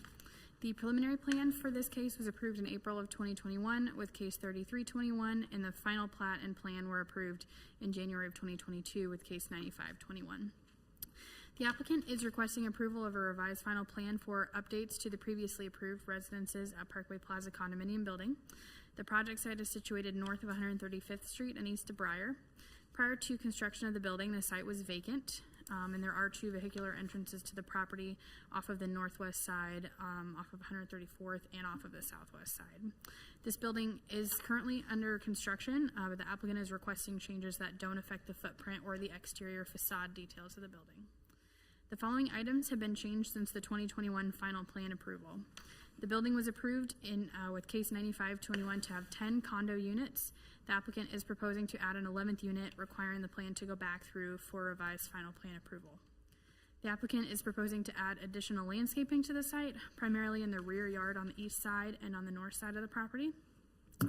Updates to the outdoor cooking area at the northeast corner of the building are proposed, including an expansion of the footprint and style. Additional lighting would be added to the property, including bollards in the rear yard adjacent to pedestrian pathways and near the pool. No changes are being made to the elevations of the building. The applicant is proposing a mix of street trees, ornamental trees, evergreen trees, shrubs, and grasses for the property. The proposed final landscape plan does meet the requirements of the LDO. The applicant is proposing to add 16 bollards to the rear yard to light the pool deck area and the patio space. Per the Leawood Development Ordinance, the foot candles of the property line are not greater than 0.5, and the uniformity ratio is 3.8, which was approved with the previous plan. Small pockets of AstroTurf are proposed to be located adjacent to the pool. No new parking lot luminaires are proposed with this case, and signage is neither reviewed or approved with this application and would be required to come back through the administrative process to be reviewed against the Parkway Plaza sign criteria with an administrative approval. This application meets all requirements of the Leawood Development Ordinance, and staff recommends approval of case 40-24 with the stipulations listed, and I would be happy to answer any questions. Thank you very much, Ms. Lauterbach. Is any questions for staff? I have one question. They currently have 10 units. It's going to 11. Where are they subdividing? I assume they're subdividing one of the existing units? I would probably defer to the applicant. Okay. I believe they were turning in a common space potentially into an 11th unit, but he would be able to speak to that a little bit better. Okay, thank you. Any other questions? Okay, I'll invite the applicant to please come forward. Thank you for your patience this evening. Sorry it'll be 3 hours you never get back, but you know, that comes with it. No problem. Thank you, Mr. Please state your name and business address for the record, please. Bill George, I'm a developer at YOLO Leawood. Current address is 1300 Lydia, Kansas City, Missouri, but on Monday, we will be at 4951 West 134th Street, the address of the property, as we're moving into the office space, and we're very excited to do that. It's been a long time coming. We're not going to talk about signs today, but we are excited to really get this project in the final steps. And to answer your direct question, on the first floor unit where my corporate offices will be, we did have one space that's about 1,800 square feet that we thought we were going to hold for commercial office space, but actually based on demand, we're going to turn it into a residential unit. And it's a unique feature because it's the only one that'll have direct access to the pool with a backyard with a private terrace of about 450 square feet. As of today, we've sold 9 out of 11 units, and we have demand. I think we will sell out, honestly, this weekend with the appointments they have set up. Okay, very good. Any questions for the applicant? Okay, thank you very much, sir. Appreciate your time. Exactly. All right, that brings us to discussion on this case. Any discussion by the commission? Commissioner Block. Just one comment. I was fortunate enough to participate in the open house a couple months ago And I had seen Mr. George's projects in the past, not residential, and knew that it would be of high quality, but it really exceeded my expectations, actually. It really is a beautiful property. Again, I think we could get a little bit of that through our application that we saw in the last couple of years, but going up to some of the higher floors and the views, again, just the level of finishes. I think they had just finished shooting the pool the day that I was there, and I mean, it's just, it really, I'm sure even, in the last 2 months that the final details beyond the corporate office on the first floor have been finished, and I'm sure it's just as nice, if not nicer, than what I saw, but it was beautiful. Any other discussion? Okay, with that, I'll entertain a motion. Mr. Chairman, Commissioner Hoyt. I recommend approval of case NC 40-24, Parkway Plaza, Residences at Parkway Plaza, revised final plan. Thank you, Commissioner Hoyt. Second, Commissioner Belzer. Any discussion on the motion? Seeing none, all in favor of approving case 4024, Parkway Plaza, please signify by saying aye. Aye. Against, nay. Case is approved 9-0. Thank you very much, sir. That brings us to case 6624, A and B Leawood Development Ordinance, amendment to section 16-4-1.3, permitted accessory uses, buildings and structures, and section 16-4-3.7, special uses designated. Request for approval of an amendment to the Leawood Development Ordinance pertaining to the storage and sales of propane. And I believe, Ms. Kirks, is this yours? Thank you, Mr. Chair. Yes. Okay. Please continue. All right. Thank you, Mr. Chair, members of the Planning Commission. This is case number 6624, A and B, Leawood Development Ordinance Amendments to 16-4-1.3D, which are the permitted accessory uses, building and structures in office, commercial and industrial, and section 16-4-3.7, special uses designated, which proposes to outline the storage and sales of propane canisters within commercial districts within the city of Leawood. In June of 2022 and May of 2024, the Planning Commission held work sessions to discuss the guidelines for the storage and sale of propane canisters within the city of Leawood, which is currently not addressed. At this time, the city's fire code directs readers to refer to the LDO when addressing the limits of where and how containers are stored. However, that, like I said, is not in the LDO. And so when conducting inspections, the fire department doesn't have an LDO reference to section to reference. And the purpose of this amendment is to shore up the disconnection between the two codes. Under the permitted accessories use section, requirements for both the outdoor storage and outdoor storage for sales would be identical, which would require the following. One, that they must adhere to both city code and Leawood's fire code. That the storage of 6 or more propane containers would require a cage to contain the containers, and propane container weight would be limited to 20 pounds or less. For those businesses who only store propane containers for non-sales purposes, the following requirements would be required. They'd be limited to 1 storage cabinet per business. They would be required to place the cabinet on the side or rear of the building, be screened from view of adjacent properties with evergreen landscaping, architectural elements, or masonry enclosure. For those businesses who sell and store propane containers, the following requirements would be proposed. That they shall be allowed in the planned general retail district, the planned neighborhood general retail district, and mixed-use development districts, both of them the MXD and the new MXD4. They would be allowed a maximum of 2 cabinets, and the cabinets shall be located directly adjacent to the building and cannot impede the flow of pedestrian or vehicular traffic. Under the special uses designation for fuel tanks within automotive service station section of the ordinance, staff realized a minor adjustment was needed here as well. Currently, fuel tanks are addressed to be stored below ground, except where propane tanks are subject to approval by the Leawood Fire Code. To clarify this section of the code and to keep conflict out, staff is recommending updating the language to state that the portable propane containers sold or exchanged, which are 20 pounds or less, are to comply with the section I just discussed, 16-4-1.3D, and the new 18 subsection. With that concludes my presentation, and I'm available for questions. Thank you, Ms. Cricks. Any questions for staff? Commissioner Block. A couple quick ones. We talked over the last couple of years in our work sessions about potentially sprinkling these areas. Is that part of the fire code? That would fall under fire code, yes. So that is a requirement then? Okay. And then the size of the cabinets, we had talked about potentially limiting the size. I know that doesn't sound like that made it into the final. They seem to be pretty standard in size. That we think that limiting the number of cabinets was kind of the more appropriate way to take it. That the cabinets all seem to be very standard. They seem to all kind of be the same everywhere that I went to look at different retail establishments that were selling them. They were all identical in size. Okay, thank you. Any other questions for staff? Okay.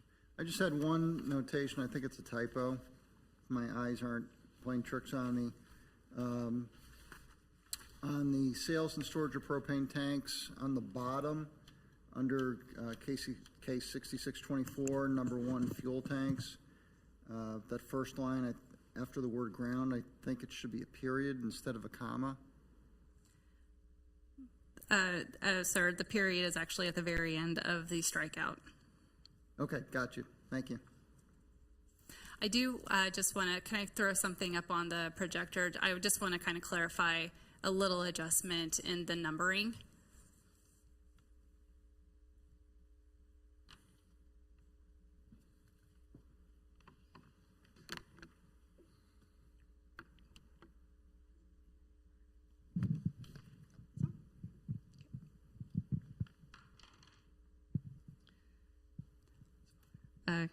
Okay. I just want to note here, in the packet, we had 18A with parentheses, B parentheses C, and just to kind of keep it consistent throughout the Leawood Development Ordinance, we just wanted to note that it's A period, B period, C period, D period, and then it would be then 1, 2, and then E period, and then 1, and then the sub I, double I, triple I, and that just kind of keeps it consistent. I just wanted to put it up on record to show that when the, if this is approved, when the ordinance is published, it's going to look a little different, and just to be transparent to the public and to the Planning Commission of how ultimately, if approved, how it would be reflected in the Leawood Development Ordinance and in the published ordinance. Okay. Thank you. Any other questions for staff? Okay, since this is a change to the LDO, this does require a public hearing, and we'll open up the public hearing. If there's anyone in the public that would like to speak on this case, please signify. Mr. Chair. Commissioner Block. Seeing none, I move to close public hearing. Second. Second, Commissioner Hoyt. Any discussion? All in favor of closing the public hearing signify by saying aye. Aye. Opposed, nay. Public hearing is closed 9-0. That brings us up to discussion. Any discussion by the commission on this change? Okay. With that, I'll entertain a motion. Mr. Chair. I'll defer to you. Mr. Chair. Commissioner Block. I move for approval of case 86-24A and B, Leawood Development Ordinance, amendment to section 16-4-1.3, permanent accessory uses, buildings and structures, etc. Second. Second, Commissioner Hoyt. Any discussion on the motion? Okay, all in favor of approving case 6624A and B, please signify by saying aye. Aye. Opposed, nay. It is passed. One quick thing. Keep your comprehensive plans that were in your packets. Those are the official final documents. Please keep those. Do we have a work session on July 9th? Yes. Okay, July 9th, back to our regularly scheduled Tuesday night. And I want to thank everyone here tonight for their diligence and digging in to the sign issues and everything else. Staff, thank you so much for all the great job that you guys always do. This just proves there's such sticky situations here, but appreciate your due diligence in doing everything for the city and for the applicants. Thank you so much. We'll see you in 2 weeks.